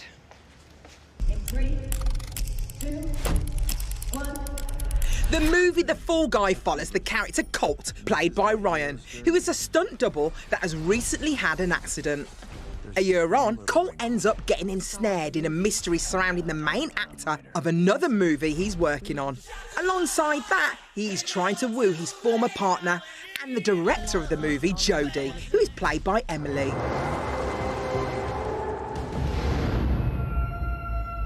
Ryan Gosling, Emily Blunt, welcome. It's so good to have you here. Now, Fall Guy, so much fun. It's all about stunts. Did you do your own stunts in a film about actors doing stunts, or did you, Emily Blunt and Ryan Gosling, have stunt doubles helping you out doing the stunts? Thank God I didn't fall over my blunts and stunts. Well, they call her Stunty Blunty, so it's easy to get them mixed. That has been my nickname on some movies. I was not as Stunty Blunty in this one. You I were feel so Ryan Stunty was Blunty like, in this. Are you no, I kidding did me? one fight scene with You an kicked alien, some but that's alien. Incredible, but that was the moment. Everything in this room is a deadly weapon when Stunty Blunty gets you her were hands really on good. it. But I feel he was very stunty in that 12-story fall at the beginning of the film. I thought that which was he excellent. did himself. It didn't take much skill, really. They just dropped me off of a building. But I feel when you signed on to the Fall Guy, it became apparent you would have to fall at some point. He figured was sort a of fall was in them. hoping off a chair, but no, it I was. thought 12 it was stories. just falling in love. Oh no! Which is the greatest stunt of all, is it not? Oh, Is it- jeez, is it not? McGee's. Wow. And you both... That was an uncle joke, that one. Oh, well, now it is. Now it is. Thank you. You're welcome. You We both can do cut that that so well, the love between you, I felt, you know. And tell me what... The chemist, they what, call her. the chemist. Oh, my God. They call She me. can create chemistry with... This glass. Well, look, watch. You don't even need me. Hi, how are you? Look at What's that. your name? Oh my. Look at that. She's charmed by it. And what's the relationship off camera like? Like Very this. good. Oh, Ryan. what? This is not a performative friendship. Well, you came at me with the uncle joke, so... Oh, I'm sorry about that. Anyone but him. Let's talk about the movie, because it was so good. I absolutely loved it. I am getting a little bit older now, so when I'm going to a cinema and it's really dark, I do fall asleep for like 10 minutes or so. But don't take offence, because I did get the whole story or anything like that. No, I got the 10-minute gist. nap I took? I got the gist. It was a really got the good film. gist. I got the gist of That's it. good. It was only 10 minutes, surely. Yeah. It was Yeah, only just 10 a minutes. power nap. It was Yeah. probably Yeah. during his scene. Do it through my parts. It's fine. Oh, it's Ryan Gosling's close up. Yeah. Like that, I get it. Whilst these two are clearly great mates now, they were both in competition last year, as their two movies went head-to-head in what was dubbed Barbenheimer. Not to dig up the past, but I had to ask Ryan about his iconic character. Do you think, Ryan, that Ken will always be inside of you? Like, there might be... It's Ken inside of me. Always. Yeah. I don't know. Always. Hopefully there's like a... Yeah, I don't know.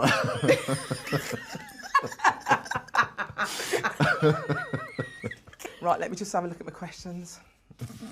Give me two. We haven't even gotten through one I card. don't think you asked us. The any of them. last time we did an interview, you took over and did the camera. Maybe you should interview me and Emily. I'll tell you what. I've been wanting to get involved in this. Go, yeah. I can interview you. What is it, the interview me and Emily. 20s? Why do we have this giant Okay. slate? I want to This be is with crazy. Emily. Okay. Yes, You be the please. interviewer. I don't know what I'm doing. All right, Okay. let's do Hi, it. darling. Okay. You can make it up. You don't have to read my notes. No, I'm going to read They're your notes. so dry. Here's one. Be funny. funny. It's like it's just a command. Be funny. Or is it a reminder to you? That was him. That was him. You can't not be funny. You are funny. You guys have done it. You're not being very funny bones. You're not being very funny. You don't know how not to be funny. You're not being very funny. Can you ask Emily this question? Because I'm actually interested in this one. Right. Emily, your character as a director in the movie, is directing something you'd like to do? Have you seen how stressed my character is in the movie? Very stressed. Do you think I need that in my life? I don't feel like you should look for that. You see, this is great. This is why you're a better partner, because you just agree with everything I say. I agree. I feel he's a bit of a contrarian. Do you by feel? comparison. Look at it. He's thinking I have reason to be suspicious, by the way. It says, Ken will always be inside of you, and inside is underlined. Alison, you knew what you were doing. You knew it all along. I think Ryan finally understands my job. And every presenter worth their salt never turns up empty-handed. Ryan? Oh, stop it, Ryan. Oh, look at this The Fall Guy doll. Have Ryan give doll, he never... Oh my God. I'm going to sleep with it every night. That is epic. It's going to be like sleeping with a mini you every night. Oh my God. This is the best. Thank you. It's literally the least I could do. I did. That is I really feel like cool. I It's should almost give like I it to did you. none of it. No, I don't even have one of... Oh, you have I don't it. even You have one have of it. me. You have it. No, I see enough of him. Nobody wants that, I'll take it. Thank you, Ryan. You're What a welcome. lovely interview. And that's a wrap. Fantastic. That's a wrap, guys. It is, guys. It's a wrap. They always say the sequel will never be as good as the original, but that was absolutely sensational. It was brilliant. Loved that, And Alison. I Well also done. can't wait to see the Fall Guy now. Yes, not least because our friend's written it. Yeah. Which is amazing. Really clever. Used to be a TV presenter on Kids TV. It doesn't make any sense.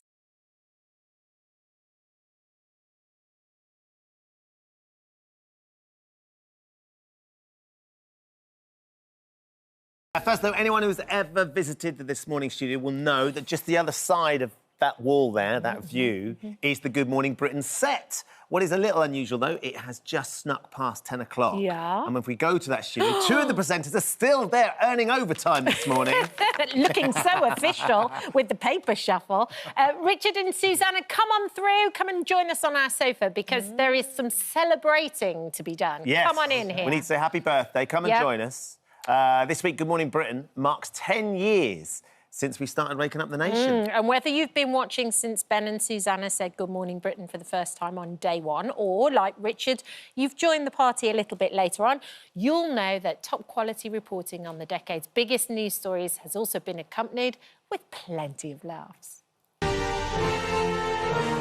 Good morning, Britain. Welcome to our new show. I'm Susanna Reid, and we're here with you through to 8... Interview terminated because you won't answer the questions. Thanks for watching. Back tomorrow. Have a great day. And Susanna and Richard are here. Come on in. Here they come! Good morning!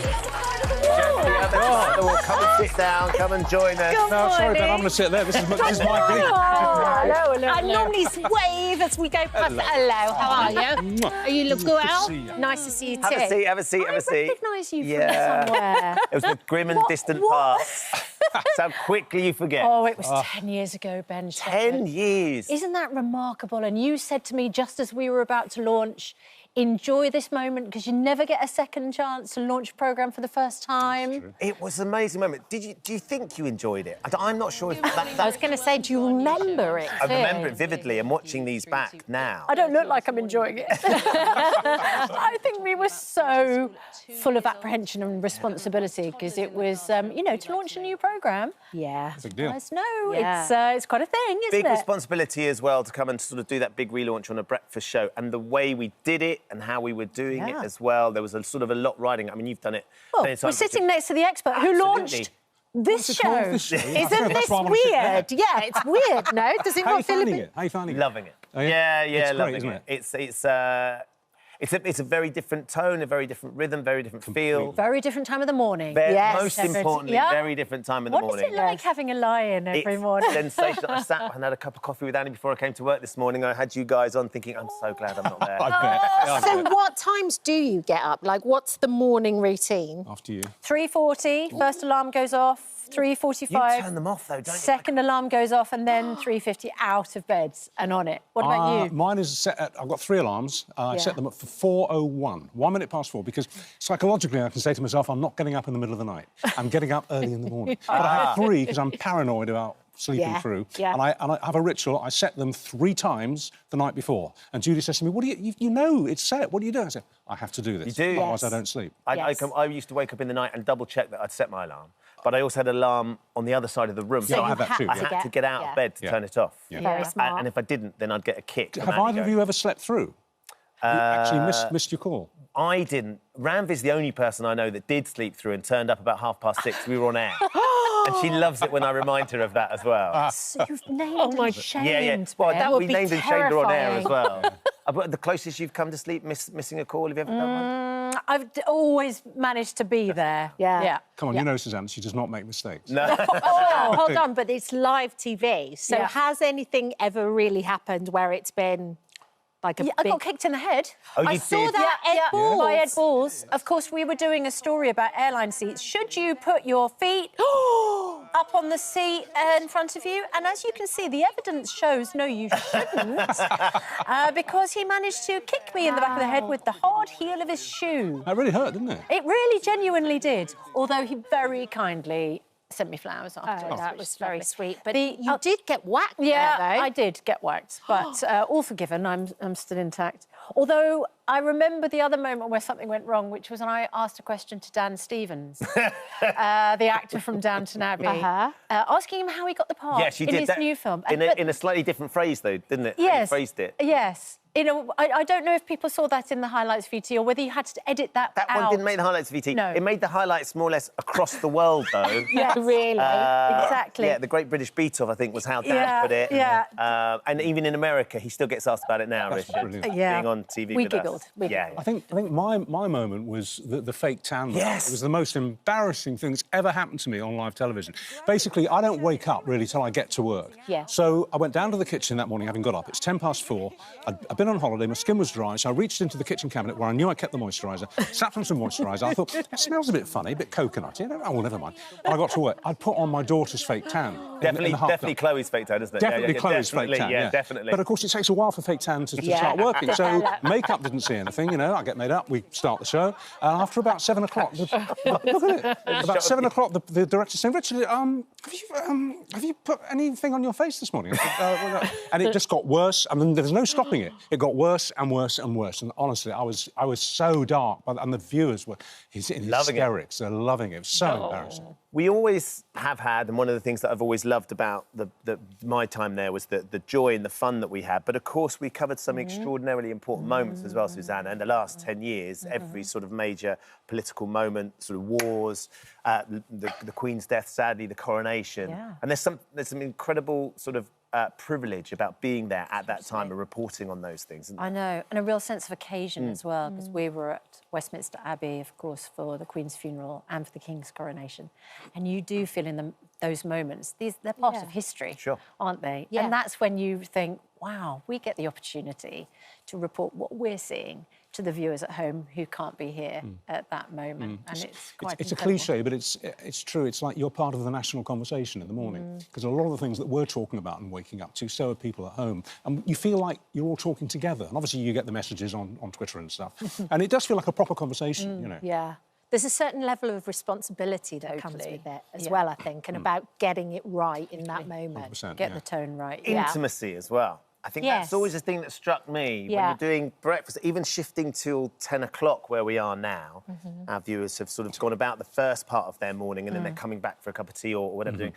But when it's the first thing in the morning, people are waking up with you in bed. The amount of people that would stop me in the street going, "Oh, I was naked when I saw you today, Ben." Well, I remember That wasn't a viewer. I remember interviewing James Bond Roger Moore and saying, "It's lovely to meet you." And he said, "What do you mean, Susanna? I will wake up in bed with you every morning." But the reality of that is you suddenly realise the first thing that goes on in the morning, we are the first people that they hear the news from. We're the first people that they're so often sharing what's going on, whether it's Laura with the weather, whether it's us with the news, whatever. And There's a sort of an intimacy to that, Richard, which is really sort of palpable. That's why you're talking about getting the facts right, and obviously, and particularly on a news or rolling news show, that's critical. But you use the T word, tone. It's tone that's so important on program, particularly when you're dealing with very delicate stuff, you know. And you do have to sometimes sit back in a commercial break and think, OK, how are we going to quite approach this? What tone are we going to adopt here? Because it's got to be real, it's got to be genuine, but you have to think about it. And it's also the gear changes as well. I mean, you could be on the red carpet with Tom Cruise pouring him a cup of tea. Yes. How was that, by the way? That was the best selfie I've ever got. An amazing selfie. Incredible, yeah. Thank you very much indeed, Tom. And you gave him the G&B mug as well. Was he a nice chap? And a G&B flask of tea. I mean... And he didn't go, what on earth is this? He very happily drank. No expense. And we all know tea from a flask is not quite as good. Is it Builder tea as well? Oh, I don't mind Builder tea. Yes. Oh, I love a cup of Builder tea. But... Yeah, but from a flask. Yeah. But he was perfectly gracious about it, which was lovely. But you're right, then you have to gear change, don't you? Come back into the programme, we've done some devastating breaking news stories as well. And that's life, though, isn't it? I think the thing that I've been reminded of, and I saw that brilliant article that you did in the weekend... Oh, yeah. ...was the quote that was that Good Morning Britain was going to be axed by Christmas. Cancelled by Christmas. You haven't, by any chance, got the front, the page 3? Rub it in. OK, so this is framed in my dressing room. Good Morning Britain faces axe after a month. You probably can see we have censored the other photograph on page 3 of The Sun from 10 years ago because for younger viewers, yes, page 3 of The Sun used to have a topless model on it. Yeah. But the reason that this, from 10 years ago, is framed in my dressing room is because only one of those two things got cancelled. And it wasn't Good Morning Britain. Page 3 of The Sun no longer has a topless model on it. The interesting thing about this is I remember this happening and thinking, yes, we've made it, we're on page 3. Well, I've got 2 stories about that. That happened to us when Judy and I launched in 1988. We launched this programme. I mean, they didn't want it to work, you know? They just... Because it makes a better story if the programme crashes and burns. Yep. So I'd say every 2 or 3 weeks we'd see a headline like that. You know, sort of Mr. and Mrs. Married, they call us. Mr. and Mrs. Married, cheesy couple, you know, to get chopped by Christmas. And, you know, here you are. How many years later? 35, 36 years later? Yeah. And the other thing about getting negative publicity, which is actually quite fun, we road tested Viagra live on the programme. Yes, we got 3 couples. All 3 blokes had slight erectile issues, and they all took a Viagra. And we sent them off to a hotel around the corner, and they came back 2 hours later and told us what exactly. We asked what had come up, basically, and they told us. On the Daily Mail, the next page of the Daily Mail the next day, it was this the tawdriest 2 hours in British television history? We went, yes. Results. You ain't seen nothing yet. Exactly. I mean, there's a real pride for us, isn't there, sitting here and hosting this show. You gave me a really lovely note as well, Richard, that you left in my dressing room, which was really special, and I will keep that forever because that was really amazing. There's real pride with that, and for launching the show with you, Susanna, all those 10 years ago, but also where the show's come to. And what the next 10 years look like as well. I wonder what you think about when you think where we were, where we are, and where we're going to be. Well, I don't think it's going to be cancelled by Christmas. No. I think we're pretty well established now. Yeah. Well, look, it's been a real treat to have you come in. Oh, it's a treat to be here. Happy birthday. Thank you so much. And congratulations on everything you're achieving. Yeah, can I just say, as an ex-presenter here, and, you know, there have been ups and downs on this programme over the decades since we've had... I think you two are brilliant on it. And I'm not just saying that. I think it's a really good feel to the show. It's really found its own. We're enjoying it immensely. Lovely time. And we've even come dressed on brand as well. This is what they've done. We sat down over there and we're like, oh no. We've come as the logo and as the set. We've come up in this morning teal. You look very at home. Gorgeous. Well done. Thank you, guys. Thank you for staying as well. Yeah. No, now I know what's the other side of it. I didn't realise you were actually this close. I thought we were exaggerating, but yeah, we've broken the third Phil's wall. going to be cooking later as well, so there's plenty of food. That's what drew you over, wasn't it? Yeah. Cheesecake.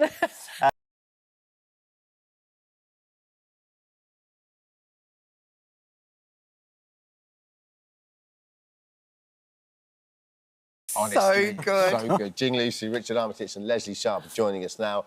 Hello, all 3 of you. Thanks Welcome for to joining the us. show. Thanks for having us. Jing, I watched the first step last night. Oh, God, it's good. Yeah, it's good. How much fun was this to film? It was a dream. I mean, give a plane with these guys, you know, and some naughty things happening. Brilliant. So tell us about the premise. So it's kind of mile-high murder mystery. the first episode, like, pretty breathless, so it's brilliant. But what can you let us know what happens? How does the plot develop?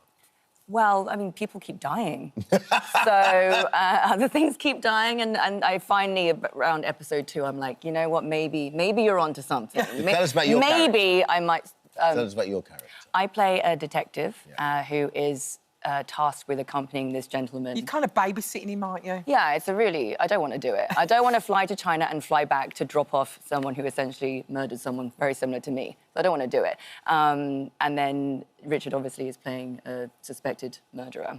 So yeah, it's not a great task. It gets even worse on the plane, obviously, with all the deaths. But you quite enjoyed filming on the plane, though, right? You enjoyed your little cabin. Oh, I moved in. Your slippers down there. I did. Your little snacks. I did. You were having a lovely time, weren't you? I did. There was one shot where they were doing a tracking shot, and I was in the galley at the front of the plane, and this camera's just roaming, and it's kind of making its way to me, and suddenly I hear cut, and I'm like, what happened? Did the camera? Technical issue. They're like, Jing's stuff is all in the cubby. We're seeing her slippers, we're seeing her hoodies, like, clear it. Yeah, I was mortified, but I fully moved in. Having a lovely time. And Richard, what was it like working with Jing and the legend Leslie? I mean, we got cosy, didn't we? I think Jing took a lot of pleasure putting handcuffs on me every day. But when they were finally off... pretty tight when I saw it on I like a tight handcuff. And actually, when we got off the plane, we sort of had this big exhale, and I finally met Leslie in a scene together, and the first thing we did after we'd finished, we were like, I wish we had more, because we just had such a good time working together. Did you want more of Richard? I did want more of Richard. I wanted more of Jing. I wanted to be on the plane. Yeah. But I was on the ground. Cool kids were on the plane. So who's worked together before? You two have, haven't you? Yes, I've not worked with Richard before, but Jing and I were both in the final series of Scott and Bailey. I was also her DC. We're just committed to playing this relationship. I was a DCI in Gangs of London, so obviously I got demoted to play with Leslie. Got back down to my DC Leslie, level. Your character's, what, head of MI5, is it? Yes, she's come back after a 13-month leave of absence, and everything is kicking off. There are people at work who are trying to get her job, and there's this up in the air. Do you know what I liked about it? Is it wasn't like, excuse the pun, but like Route One, it was just like, you've got a great backstory. You've got a great backstory with your family. I haven't found out too much about your backstory yet, but I suppose you're an enigma. He's always dodging his character. Isn't he? He's got flashes those little foxy eyes at us, and we never know where we are with Armitage. Richard, tell us about the scene that you filmed in Stansted. Because I was watching it going, how in the world did they shut off Stansted, get loads of extras in there, and you were stood on the thing basically going, hey, here it is, look, take a look at it. So those are real punters, right? Yeah, there's a small group of background artists around me, but you sort of, you only get 1 or 2 goes at doing it before the public sort of twig to what you're doing. There are warning signs up saying filming's happening, but of course no one's paying attention anymore.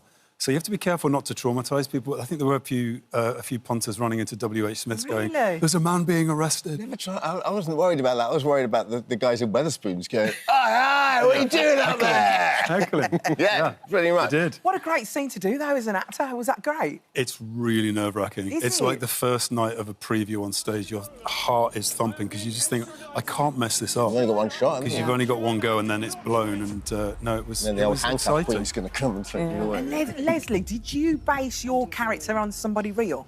Well, no, but I did do research about MI5, MI6, and also it's just, if you get to that level of seniority, you know, you've got to have had a real strong track record. And there's this amazing woman called Eliza Manningham-Buller, who was head of MI5. I think she resigned in 2007, and she was fantastic and was absolutely clear that she took the job because she wanted to guard UK citizens and do her duty. She was there to serve. And I think that runs like letters through a stick of rock. That's what runs through Madeleine Delaney.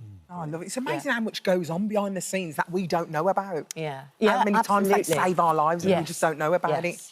Jing, you know, I was reading my notes last night and you know, one of the questions was about representation, and I looked down and you said the last Chinese lead was the Chinese detective. I remember the Chinese detective when I was a kid. It was such a long time ago. Before I was born. Yeah. Before I came to England. I think it was 81, 82. Yeah, the last British East Asian lead.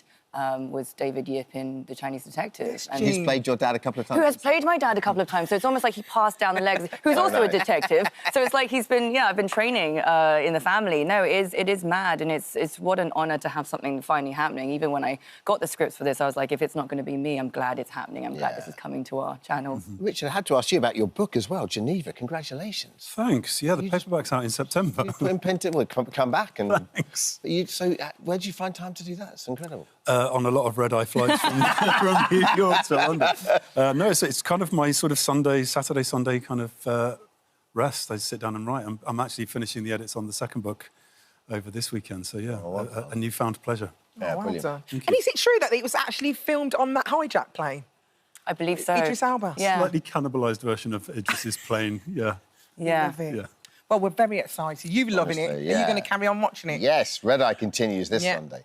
9 p.m. on ITV. The full series is available to stream now on ITVX. Thank you. Jean, Leslie, thank you for joining us. Thank you. Go and have your picture taken with Alison. Yeah.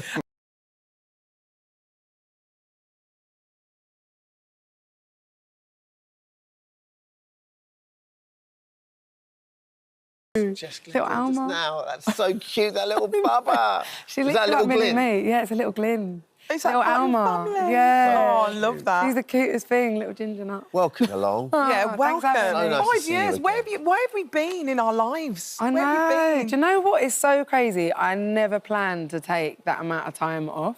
And I feel like I came off of my last tour and I did need a break because I'd been on the road for like 6, 7 years.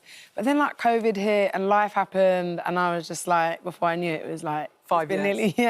Nearly 6 years since my last album. But you know, in that time, I'll tell you, I've managed to like live and like feel like more inspired. And I think obviously like, you know, I would have loved to have released this album maybe 2 years ago.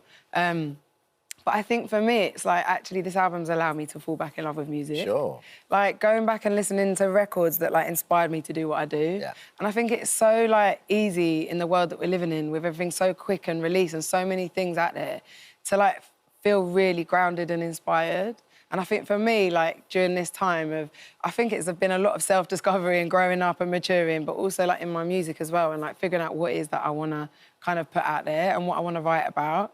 And, like, listening to, like, I dove back into Joni Mitchell, like, massively. Yeah, do you like her? I love her. Absolutely incredible. Yeah, and, like, that process, I was in LA on my own, and I was like, I had no choice but to sit with myself. So I was just kind of like, right, listen to music that you love. It's like therapy, isn't it? Yeah, it was. And they're like, she tells stories and she sings with such emotion, and, like, Amy Winehouse as well. I went back to, like, Frank and Back to Black and just, like, really, like, listening to their stories and the emotion. And I was like, how do I even write?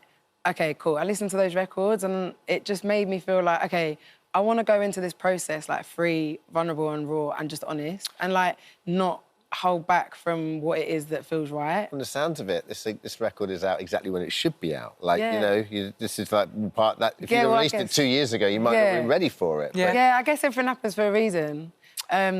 Yeah, I think that, you know, because I do feel like I'm in a place of, like, a bit more stability in my life. When I read my notes, I was like, wow, she got to LA.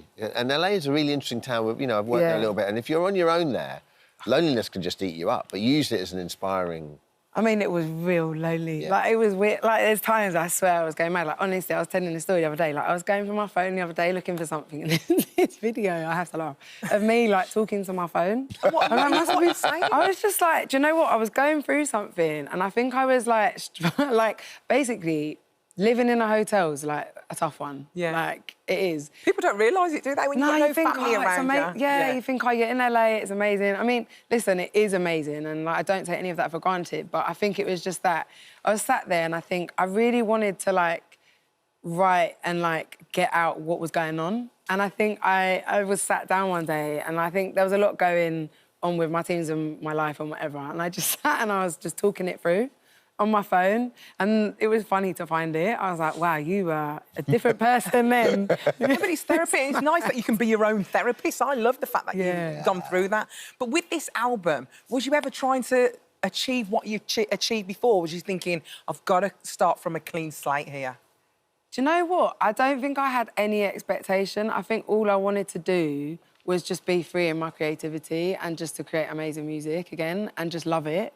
And I think it's been a process. Like, I started it in 2020, then I, like, dipped out again, then I dipped back in again, and then so it's been, like, I think 3 different moments of, like, writing, like, the bulk of the record. And, like, even the, like, latest single, Easy, that's just coming out now, like, that I wrote only in December, and it was, I didn't even know I needed it or, like, I was missing from the album, but I wrote it, and then I was like, we need to put this on the album because I love it. Yeah, it's weird, but it's been a proper process, but I've really, like, enjoyed it, and actually, this week I've just been like, oh, wow, I love music again. Like, that's so nice. Yeah, I think that's an amazing feeling. So you can't wait to get out and play now, can you? Yeah, no, so I did this gig, like, I did this really intimate kind of live rendition of the album the other day. Oh, man, like, I loved it. Like, it was me, like, full band, horns, everything, and we created this space. It felt like a living room, and it was just super cosy in this huge, like, industrial warehouse, and invited, like, all my friends and my family and some, like, special fans down, and we just had a moment where I, like, got to just sing and breathe and live the album, and it was, honestly, it was so magical. Do you prefer something like that or something like Glastonbury more, or is it both the same? That's wild. It's a good question, isn't it? Yeah. What would you say? That's a hard one, you know.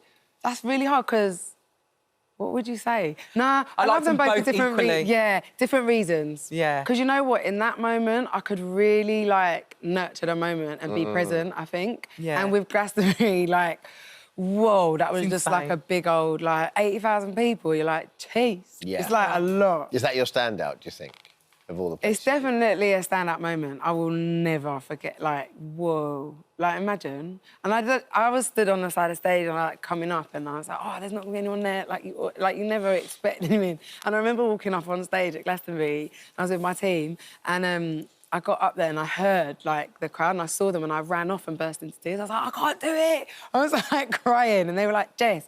I remember my hairstylist at the time, like, literally, like, slapped me on the arse and was just like, get up there now. I was like, okay. Well, this is it. Your mum must be so proud. I know she keeps you grounded. She does, yeah. What does she think of it? She love it? Yeah, my family are incredible. My mum, yeah, they're also like, oh my God, finally I put music out again. Come on, let's go to a gig. They love coming to my gigs. They just love it. Well, it's out now. It's called Jess. Yes, the album out today. Hammond's touched it, which means it's touched by God. Isn't it? The gold has happened. Magic. Apologise for the second bum reference of the day. Oh, sorry. Don't worry, mine was the first one. I host the show. I'm absolutely mortified. Don't worry. Oh, no. Yeah. Don't worry, physician heal herself. Jess, first time you've been on this show, can you come back again, please? Yeah, do not wait for so long. It's really chill, isn't it? It literally is. We're just hanging out with So people. chill. How are you? Hanging out with your mates. Isn't it? I love it. Thanks, Jess.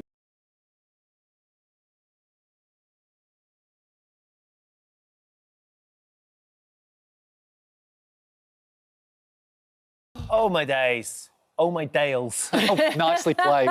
Beautifully played. Mark is here with us. Goodness me, we've been gripped by this, Mark. It's always, we love it when these storylines really capture fire and everybody's talking about it. And lots of people will have a different reaction to the different perspectives on it. He's got a lot going on, Marlon, right now. He's in a moral labyrinth, is where he is, really, and he can't see a way out, because this story, I was just saying before, I don't think it's been told before in this way, in drama. I can't think of a show that's done this story in the way that we're doing it, so it makes me very proud. But, you know, I might be wrong about that, but I don't think so. And what's great about it, like you just implied, is that you go online, you know, you shouldn't really go below the line, because that way madness lies. Too scary. But when you do, the opinions really split, you know, and that's what we wanted from it. It was always going to be divisive. It was never going to be a blanket. Yeah, and that's what it is for people, right? And it's so complicated, because even as we sat here right now, the law is evolving to try and catch up with science and you know, the moral complacency of it all. I think that's one of the best things about... He's chewing my shoe. I wouldn't let anybody do that, you know, but I will let him do it. He was really chewing my shoe. That's one of the brilliant things about soaps, I think, is there isn't that lead time where if you were doing a play or a movie or something like that, soaps can directly reflect exactly what is going on within medicine, science, politics, whatever. We exist in the same present as the audience, all the time. We're in there now all the time, and it's a unique position, really. Correct.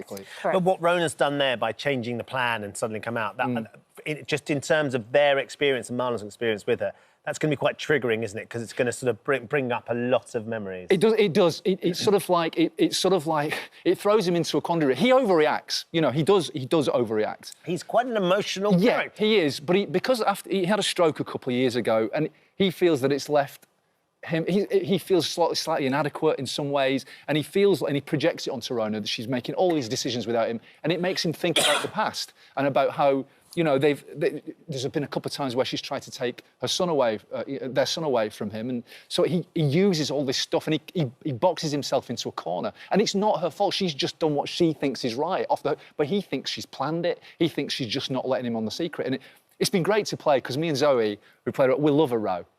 I love row in Not in real life. No. But there's ask any actor, there's nothing better than arguing. I love it. Yeah. And do you think it's going to kind of like just dissolve into oblivion? Because, as you rightly said, he had a stroke previously. I was watching actually some old footage of you talking about that and how they did all the makeup on your face. Amazing, yeah. And you didn't look until they revealed it. Yeah, I didn't look. I didn't see it until I saw it in the mirror in the take of the scene. Yeah. Which was amazing. Yeah, it was horrifying actually. Do you think that it could even go there? Well, I think he does refer to it a few times when he's talking to Paddy, his best mate. He does say, this is stressing me out. And, you know, stress is bad for stroke survivors. It is. It's not a good thing. Yeah. But the whole point of the story is that, and the way that he reacts to it and the way that they start locking horns over it is, it could go anywhere. And Marlon's not got a great track record. He's been married 5 times, you know. So he's not got a great love to give. He's got a lot. He loves love. He loves love. He's just, you know, he's not consistent. So it's been fascinating to play, and it's been really detailed. And every time you get a script, it's brilliant, you know, because every time you get a script, you're having to make gear changes, you know, about your position, because your position, like the audience's position, is changing all the time. But didn't they, talking of changing position, didn't they do that when you went in for the character initially? All those years ago. Because wasn't he written, first of all, as like some real Lothario, Adonis? It literally said, Marlon appears, he is an Adonis, a Greek god.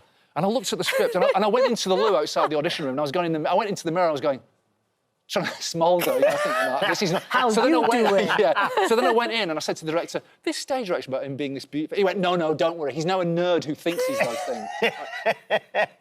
Oh, thanks. Thanks.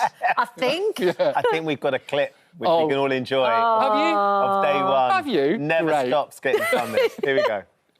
You better have a good reason for being here, pal. You better be able to fight with an attitude like that. Marlon! How you doing, Mandy? I've never seen you, Marlon! Hey, we're Albert, Marlon. That's me, Uncle Zach. What brings you over here, then? I'd sooner tell you after I bought you a pint.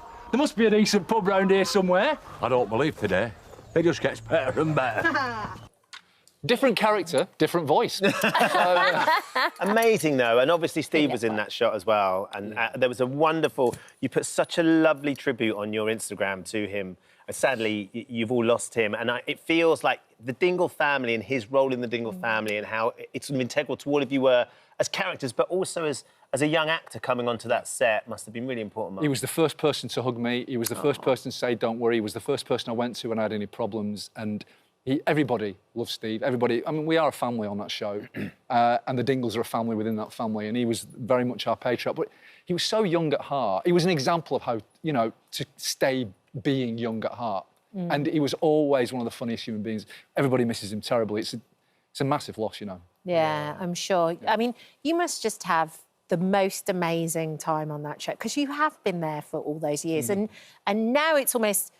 It's round the other side. It's a real full circle moment where you turn around and you're winning an Outstanding Achievement Award. Outstanding Achievement, March. I think I messaged you on the day. Yeah, it's about amazing.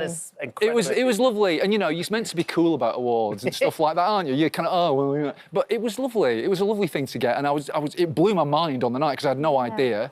And 3 of Marlon's exes were up there presenting it, and it was an amazing night, and I don't even know what I said on the stage afterwards, but I do know that It does. When you've been in something that long, I'm not going to lie, it meant a lot to me. It was lovely. Yeah, I'm sure. It's sensational. And long may it continue. It feels like, you know, obviously this storyline's got a long way to run, but it feels like you're still sort of embracing the challenge of being there and being part of the day. I think if you're still worrying about it when you go home after you've done work, I think that's a really good sign. Yeah. And you know, you never take it for granted, never assume there's another contract. You just do your best all the time. I'm an anxious person anyway, so my anxiety is perfect for this job. it keeps you on your toes, you know. We'd quite like to see some Greek-inspired cooking from Marlon at some point. I'm all over it. Yeah, yeah. Done. Yeah, sold. The lamb chops. I won't drop the fork this time. Yeah. It was so cool. No, that's part of the charm. Part of the charm. Lovely to see you, Mark. Thank you for coming. Thank you.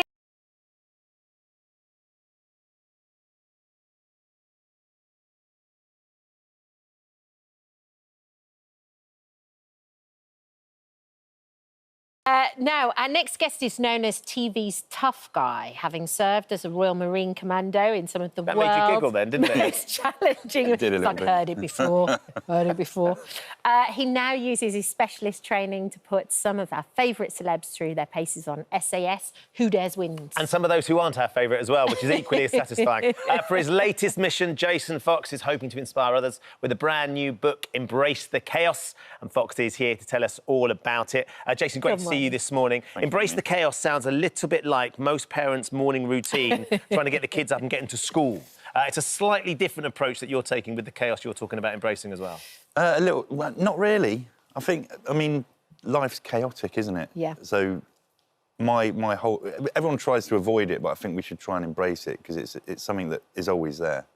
And so, embrace the chaos. There we have it. And it says 52 tactics to make every day count. So is it like you do one a week, or is that how you set it up? Or is that just breaking it down into bite-sized pieces so anyone can take a little bit away? It's the bite-sized piece thing. Right. But ultimately, initially, I wanted to break life down into like a pack of cards, so you could basically pick a card and you don't have to read it from, you know, cover to cover. Yeah. You can just pick, you know, a tactic to work on a week. Yeah. And you can just pick them out. And so, you know, we turned that pack of cards into a book. Because I love the chapter that's on the fear factor. To me, that's a really important thing.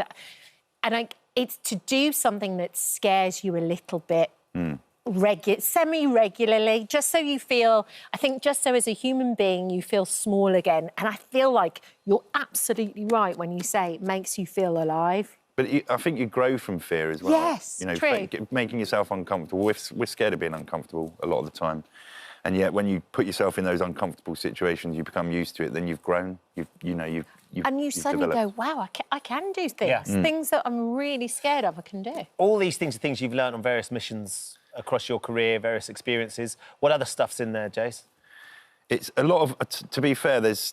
Like, with my journey, I forgot about what I'd learned in the military, and then I went through, you know, I had a bit of a stinker, went through that period, revised and reminded myself of what I learned. When you say stinker, I mean, that's a sort of just explain a little bit what you mean by stinker. Oh, right, OK, yeah. So I was medically discharged from the military from my career with PTSD, depression. I had mental health issues, and, you know, I had a difficult time transitioning from the military into the civilian world. You know, I contemplated suicide, that sort of thing. So that's what I mean by stinker. So you're having to go back, which is one way of describing it. I mean, that's how you compartmentalise it, I guess. You look back on that period of your life as very informative in terms of how you're behaving now. Yeah. But having to go back and relive those moments in order to put the learnings in this book, was that difficult? Did it bring back some quite difficult memories for you, Jason? I mean, I've done that with the first book. So when doing it for this one, and then also looking at things that I've done since that sort of fuzzy period, yeah, I actually enjoy it. Do you? Yeah. The guy that I sit down and do the books with, Matt, is an amazing friend. We have a great time. We sort of get a little bit sad about certain things, but then we laugh about it afterwards. So, yeah, that has been my most favourite book to do so far. Which, I suppose, is how life is. Sometimes you laugh, sometimes you cry. What's interesting about it, and I think maybe this helped with kind of getting you over the stinker, is you talk about routine in here a lot. It's almost like you employ the military routine into everyday life. And actually, that's something that we can benefit from too, especially waking up and going to sleep and all those things. I think routine's important, but the thing that I do talk about in the book is not to be governed by routine, to make sure that you've got a flexible routine, have some non-negotiables, but sometimes you might have to manipulate the routine to fit in with whatever the day throws at you. So you're still doing it, but it might not necessarily be normally when you do it. Yeah. You're still ticking it off. Can you learn to be more spontaneous? Because I think the difference between me and Annie is that she likes things to be ordered, she takes routine and she has to stick with it. And if I suddenly do what I do, which is I'm all over the show and say, oh, let's go and do this, she really struggles with that. Do you think there's things that people can help with that? Because as you were saying, sticking to the routine can be quite sort of like restraining. It can be restraining. I think if you allow yourself to, if you can test yourself by being a little bit more flexible with a routine, being a bit more dynamic, then you'll gradually get to the point where it doesn't phase you out. It doesn't freak you out. You're like, OK, fine, something's changed. We're going to do something else. But that's cool because I know how to adapt my routine into, you know, that unseen eventuality. We've got to talk about the new series of SAS, Who Dares Wins, as well. Because have you got two? You've recorded one already. Is there another one on the way as well? And where are you doing it? And what can you tell us? We've done one already that hasn't gone out. We filmed in New Zealand, which is brilliant. Amazing. How was that? Yeah, it was awesome. It was amazing. Like Lord of the Rings. Yeah. Yeah, it was very much so. Yeah. You were Sauron. Gimli. Yeah, no, it was awesome. We got a great cast. I don't know whether they've been announced, so I'm not going to start talking too much about them, but they are very, very good. There's all sorts of rumours that it's coming to Wales, Foxy. I've not heard any rumours about that. Would you fancy a series in Wales, though? We did Wales on the first season. The first ever SAS was in Wales. Right. So, I mean, Wales is an amazing place. If we go there, great, but I don't know. I'm not sure where we're going yet. OK. Who's been your favourite celebrity you've had on so far? Favourite? Yeah, why? So, favourite... So, the person that has basically surprised us and done unbelievably, probably the best one we've had, he pipped Wayne Bridge to the post now, was Gareth Gates. Yeah. Massively surprised us. He was great, wasn't he? He was a machine. Was he? Yeah. Wow, and coming from him, that's high praise indeed. He was cool, really good. Where does Matt Hancock rate in your favourites, Jace? I mean, he turned up and... no, hang on, he turned up.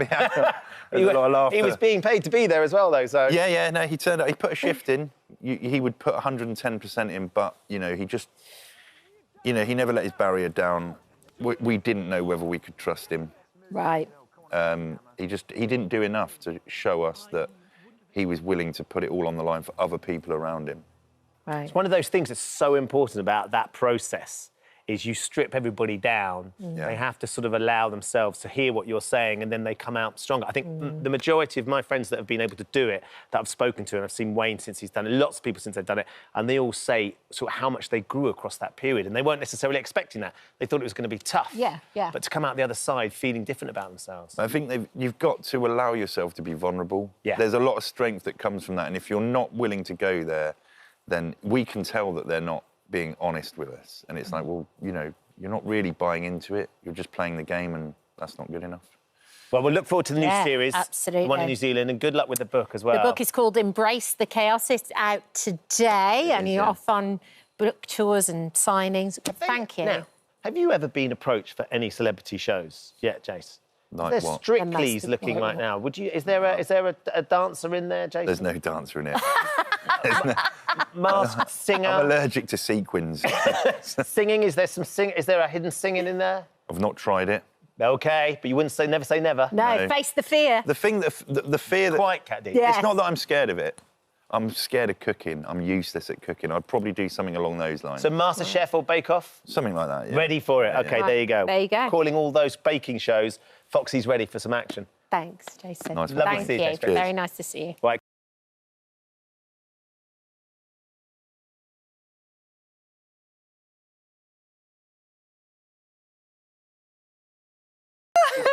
And Sue is already making us laugh. Sue. Sorry.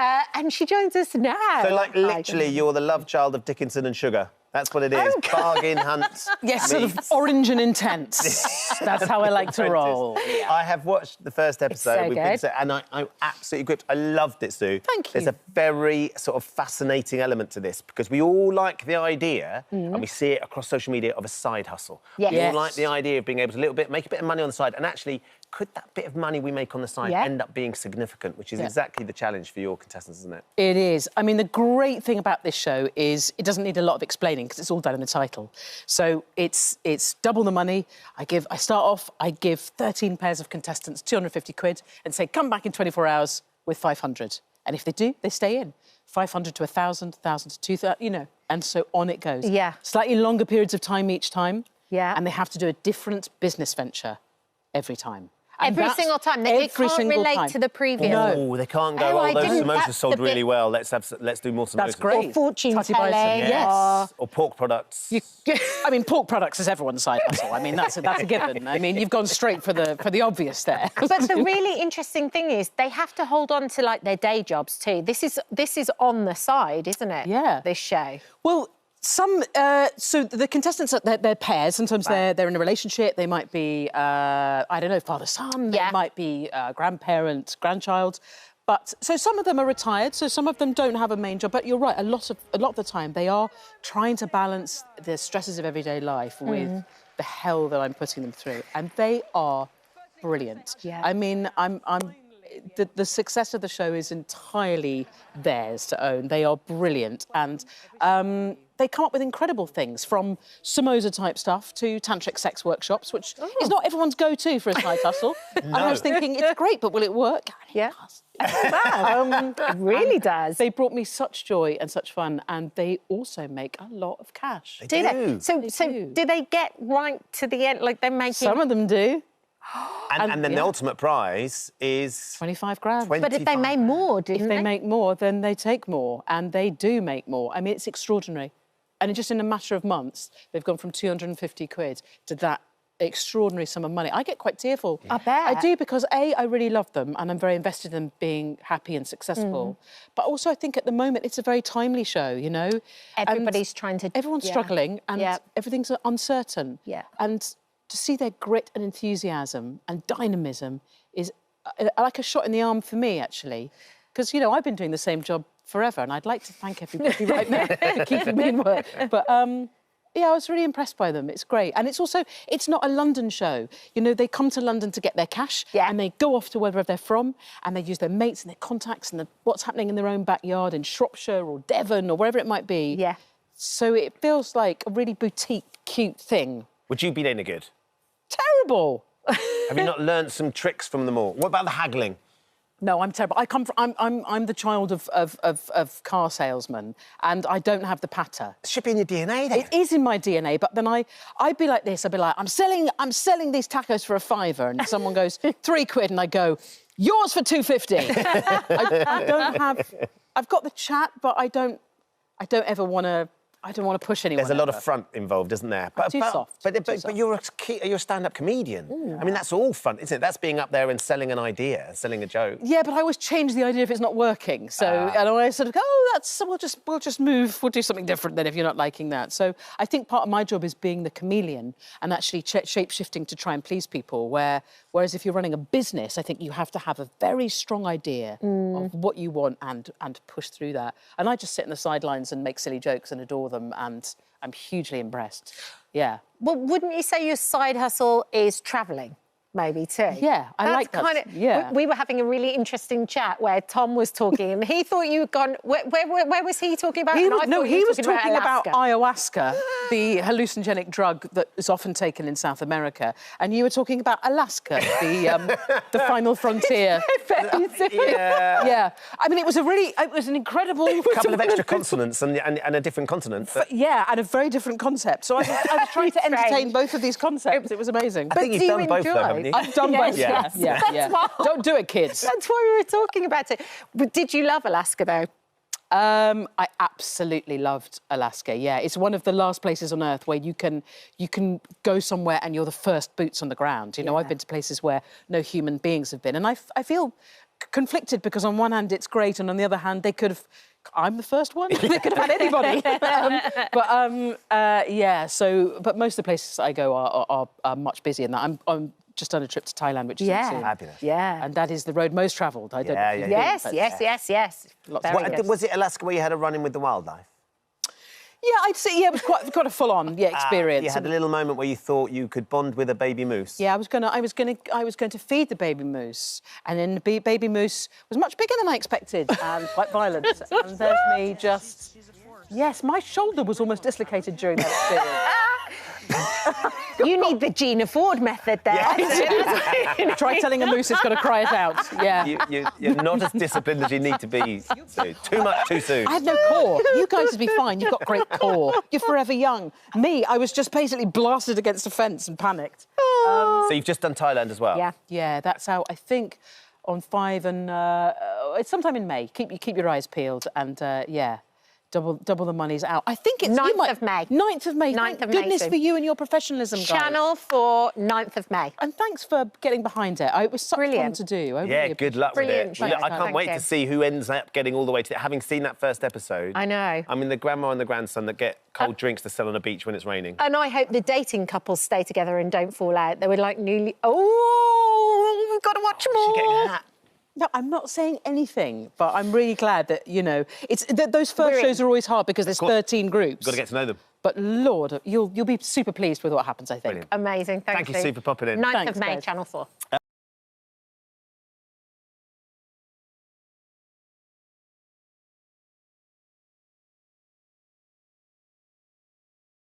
Now, he's the star of stage and screen who shot from humble beginnings to become one of Britain's most acclaimed actors. Yeah, from his world-renowned Shakespearean performances to Hollywood film roles and, of course, his portrayal of the ruthless media mogul Logan Roy in the hit series Succession. Brian Cox has over 240 credits to his name. But Brian says that his latest role in the West End show, Long Day's Journey Into Night, has been his toughest to date. He joins us now to tell us more. You're doing 8 shows a week. 8 shows a week. And it's a 3-hour long play? Oh, yeah, on a matinee day, I have to get up at 10:30. Well, I get up earlier than that. Well, no, because I finished very late the night before. So I don't. So I have to be on the move from 10:30 for a 1 o'clock matinee, and then I do it again at 7 o'clock, and then by the time I get home, it's midnight. So the question has to be asked, then, Brian, why are you doing it? I have no, and I won't say the F word, but I have no idea. Well, we had Sir Ian McKellen in last week, and he's playing Falstaff at the moment in the West End as well. And he's just opposite me. He's just he's an old pal. And he said he was exhausted too. Yeah. It's knackering. You know, we're not getting any younger. He's a little older than I am, but we're not getting any younger. But equally, can't live without it. Well, the theatre, the performance scene, there's a bug in there, Brian, that keeps coming back. Yeah, it's the conditioning, really. You know, if you've trained in this country and we are the theatre. That's what we do more than anybody, and we do it better than anybody else. Well, we don't always do it better. That's not true. That's a generalisation. But it's a tradition. And, you know, having done 6 years of Succession, I thought, I really got to go back to the theatre. And I was wondering, what's the play I want to do? And this Long Day's Journey Into Night was the play I wanted to do. And I wanted to do it with a particular actress called Patricia Clarkson, who is absolutely magnificent in the play. And I got my wish, and we're doing it. Can you tell us a little bit about it? Because I know that there's elements of it that you really relate to your own childhood as well.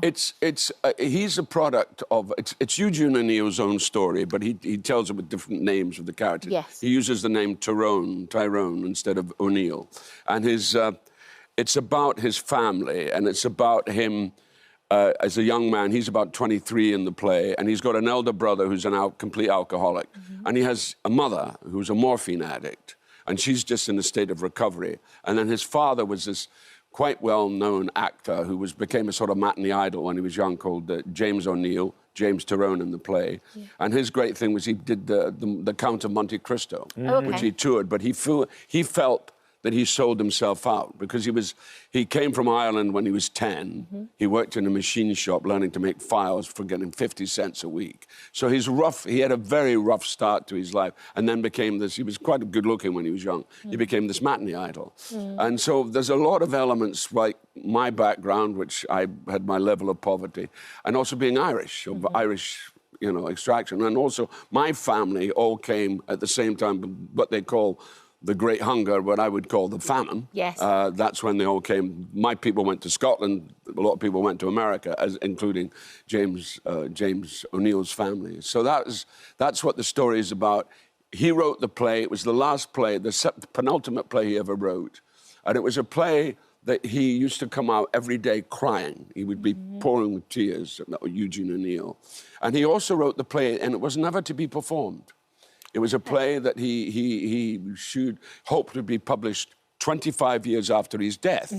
But then he had this wife called Carlotta Monterey, whose real name was Hazel Thrashing. And, That's a great name. Wow. She then was persuaded by a very successful director in the 50s to do a production of Long Day's Journey. And she said, on one of her conditions was that she got a case of Courvoisier a month. Oh, a month? Nice. A month. One case a month? Yes. Sounds like my kind of woman. We can imagine what she went through. Hazel thrashings indeed. Yes, exactly. Quite thrashing, quite a lot. So anyway, she did that, and the play went on. And again, it was never meant to be performed. It was meant to be read, and 25 years after his death. So I don't know what he would have made of it, but then he was dead, so he wouldn't know any difference, Fabulous part for you, particularly after, as you say, the years doing Succession and Logan Roy. And I've interviewed plenty of times. I've interviewed a number of times about Logan Roy and Succession. I wonder where that character sits for you, Logan Roy, in the vast range of characters you've played. Well, you know, I can't ignore it. It was one of the great parts of all time, you know, and it had its... And I was able to kind of make a sort of...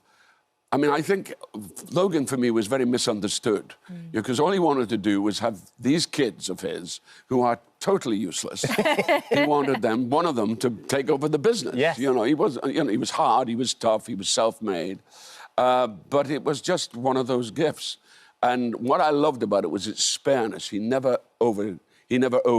No. He came in at that level. And of course, that's thanks to the wonderful Jesse Armstrong and his incredible team of writers. You know, so it was a great experience. Yeah. I love that your heritage had an impact on Logan, though, because you started off recording the series and he was somewhere from Canada. Oh, yeah, but halfway through series one, he was exactly, from in the Dundee. 9th episode. And the 9th episode of the first series, Peter Friedman, who plays Frank, who I keep hiring and firing and rehiring, he said, oh, by the way, they've changed your birthplace. And I said, what do you mean they've changed my birthplace? I was born in Quebec, Canada. I've been playing this kind of monkey, mid-Atlantic Canadian. He said, no, apparently you're born... And I said, where? He said, well, I can't remember. Then we got it, and he said, oh, yeah, somewhere called Dundee, Scotland. That's where I was born.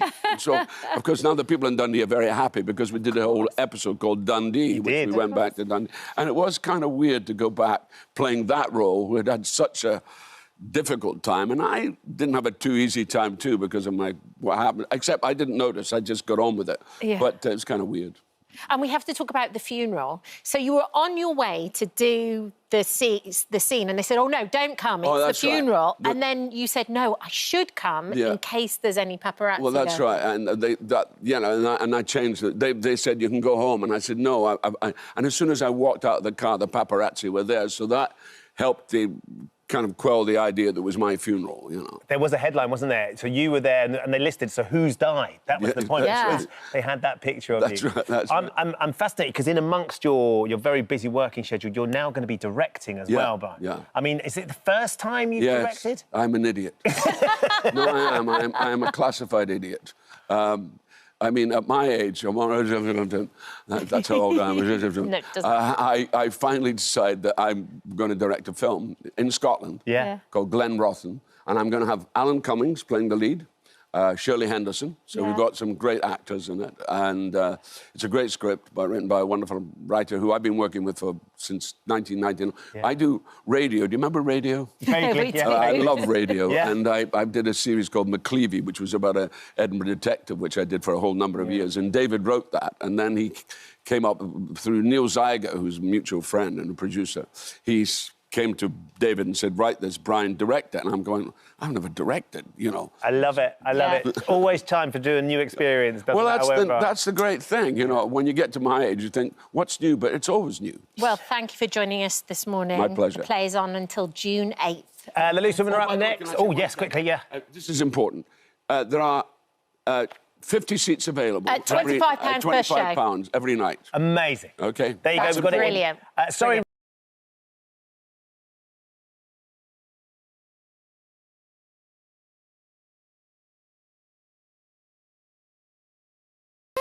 We've loved it. We've been able to see the first few eps of this new series. Caleb joins us now live from Clarkson's Farm. Morning, Caleb. Morning.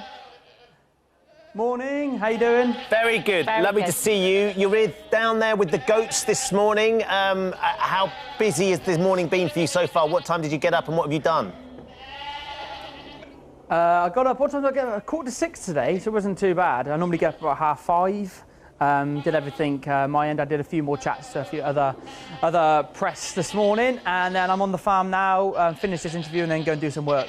OK, well, Caleb, we have to say we've loved this series so far. Both of us have absolutely loved it. And this season, you're promoted, is that right? Yeah, I got farm manager above my name now. And to be honest with you, I think I was probably farm manager before I got the promotion, but we'll skip past that. And I'm very grateful for the promotion anyway, that is. One of the things I loved was as soon as you took the opportunity to be farm manager, you made a big call. I think we've got a little clip of exactly what you did once you were named farm manager. I've made a big decision. You are no longer the tractor driver on this farm. What am I then? I've decided I'm going to make you farm manager. Really? Yep. I want you to run the farming side of it. You're fired. What? You're fired. You're fired. I'm the boss. I'm the farm manager. You're fired. I'm not fired. You are. I'm not, because you haven't heard how this is going to work. Tell me that, then you're fired. How satisfying was it firing Jeremy Clarkson, Caleb? Oh, it was awesome, but unfortunately he's still here. And you're running a very special competition together. Tell us about the competition that you're running this season. Yes, seeing I'm farm manager now, it's basically how it works. I basically farm the farmable land, and he's farming the unfarmable land, which is amazing to actually think. Actually, no, it's 1,000 acres here, but actually we're only farming 600 acres, so therefore the other 400 acres are grassland and woodland. So therefore, why don't we actually go out there and try and make a little bit of money on farming the hedgerows and bringing a little bit of profit out of the woodland and the grassland. So it's a really good idea, I thought. And I mean, it highlights how much money actually goes into actually grow food to put on people's plates. Yes, because aren't you in the red a little bit at the moment? From what I've seen so far, Jeremy seems to be doing really well with his Henry the Hoover hedgerow jam. Yeah. And you're struggling slightly with all the costs that it takes to actually kind of get fields planted and do all that. Yeah, and I mean, basically, as a farmer, you go out there, you put all your money in, from buying the seed, the fertiliser, doing the work itself, buying the diesel, and then, of course, you don't get a return until a year later, and who knows if you're going to get a return or not, because the weather can change everything. Caleb, since we last spoke, you've become an international celebrity. You've toured around the UK, you've been meeting your public and your people. How are you coping with the notoriety and the recognition? I mean, I'm a friendly person. I talk to anybody. I mean, if I walk through the street and I ask for a selfie, I'd normally say, yes, of course, and where are you from? And then all of a sudden we spend 3 hours talking, I'm in the pub playing darts with everybody. So, I mean, I just love chatting. I'm the most chattiest person you'll meet. So it was the job that you were born to do, to be the public face of farming? Because there's no question what you've been able to do, what Jeremy has done and what the show has done, and you and Charlie and Gerald as well, in terms of raising the profile and also the issues that farmers face day in, day out with regards to the admin, with regards to planning, with regards to the weather. I mean, it's been an extraordinary experience for you. Yeah, I mean, it's been an honour because I get to show the world what I love doing the most. And I always say this, I think farming to me is not a job, it's a way of life. And let's face it, it doesn't matter if you have what car you're driving, what phone you've got in your pocket, even what house you're living in. What matters the very most is what's coming across your plate. Breakfast, lunch and dinner. Mm-hmm. But when you say what car you're driving, what tractor does Jeremy drive? He's got that Lamborghini, that awful Lamborghini tractor that we all see, which should actually be an ornament now and go to the farm shop and just stay there. So you won't be getting one anytime soon then, a Lamborghini? No, definitely not. Yeah, but you have branched out, though, Caleb, because you've recorded a single as well. You're moving into the international music charts. Tell us about the single and how it came about. Well, I wanted to raise some money for charity, but more importantly, highlight the issue of course, mental health in terms of farmers. And the weather affects that a huge amount. And I thought, how can I make a little bit of a difference? I know, assuming I'm a professional singer, you know, yes, I am, I thought, why didn't I try and rap about a thing that I dislike? And then, of course, I rapped about sheep. And let's face it, they can't rap back to me. So, basically, I've won. And I've raised awareness in mental health. And, of course, I rapped that helpline. And that helpline is available 24/7 to any farmer that needs someone to talk to. It's a brilliant cause. I think we should see you in action. In case anybody hasn't seen it, this is Caleb and his pop video. Whenever the weather gets you down and you think you might be better off in a town, wait for the morning in all its glory. A new day can bring a different story. Ploughing straight lines makes my heart beat. Did I mention I can't stand sheep? I can't stand sheep. It's just, but why do you hate them so much? What have they ever done to you? Yeah, as a shepherd, I take this personally, by the way. I mean, there's... Well, Ben, I mean, if you get in the field with them, I'm sure you'd be outstanding. But I think so many different reasons I hate them. I mean, for example, they get up in the morning, they go, right, what do I want to do today? I know, I want to just go and get stuck in a fence and die. That is a sheep's thinking. I can see why that would wind you up. You've got two little ones as well, Caleb. Your son is now 3, I think. Oscar and little Willa is a little one as well. How are they on the farm? Does it look like they're going to be following in your footsteps? Well, I hope so. I mean, I think every farmer hopes their kids follow in their footsteps and maybe take over the business one day. But I think, I mean, my little boy, he loves the farm as well as my little girl. She's a little bit scared of the cows. They're a lot bigger than her, of course. She's only 10-month-old. But, I mean, I really want them to be a farmer, of course. But if they go and decide, I don't know, to move to London and, I don't know, be an accountant or something, I hope they know that I'm never going to visit them there.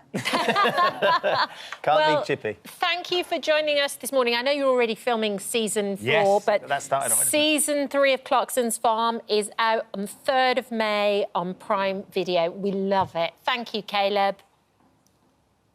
Thank you so much for having me. Great to see you. You can go back and start your full day's work now, because I'm sure there's plenty of jobs waiting to be ticked off. Sheep to Great rescue. to see you, Caleb. So that new series, we've seen the first few episodes. Oh, it's so everything good. You want. It's I'm really, going to go really back brilliant. now to season 1 and 2 too. Go back and enjoy it. So good.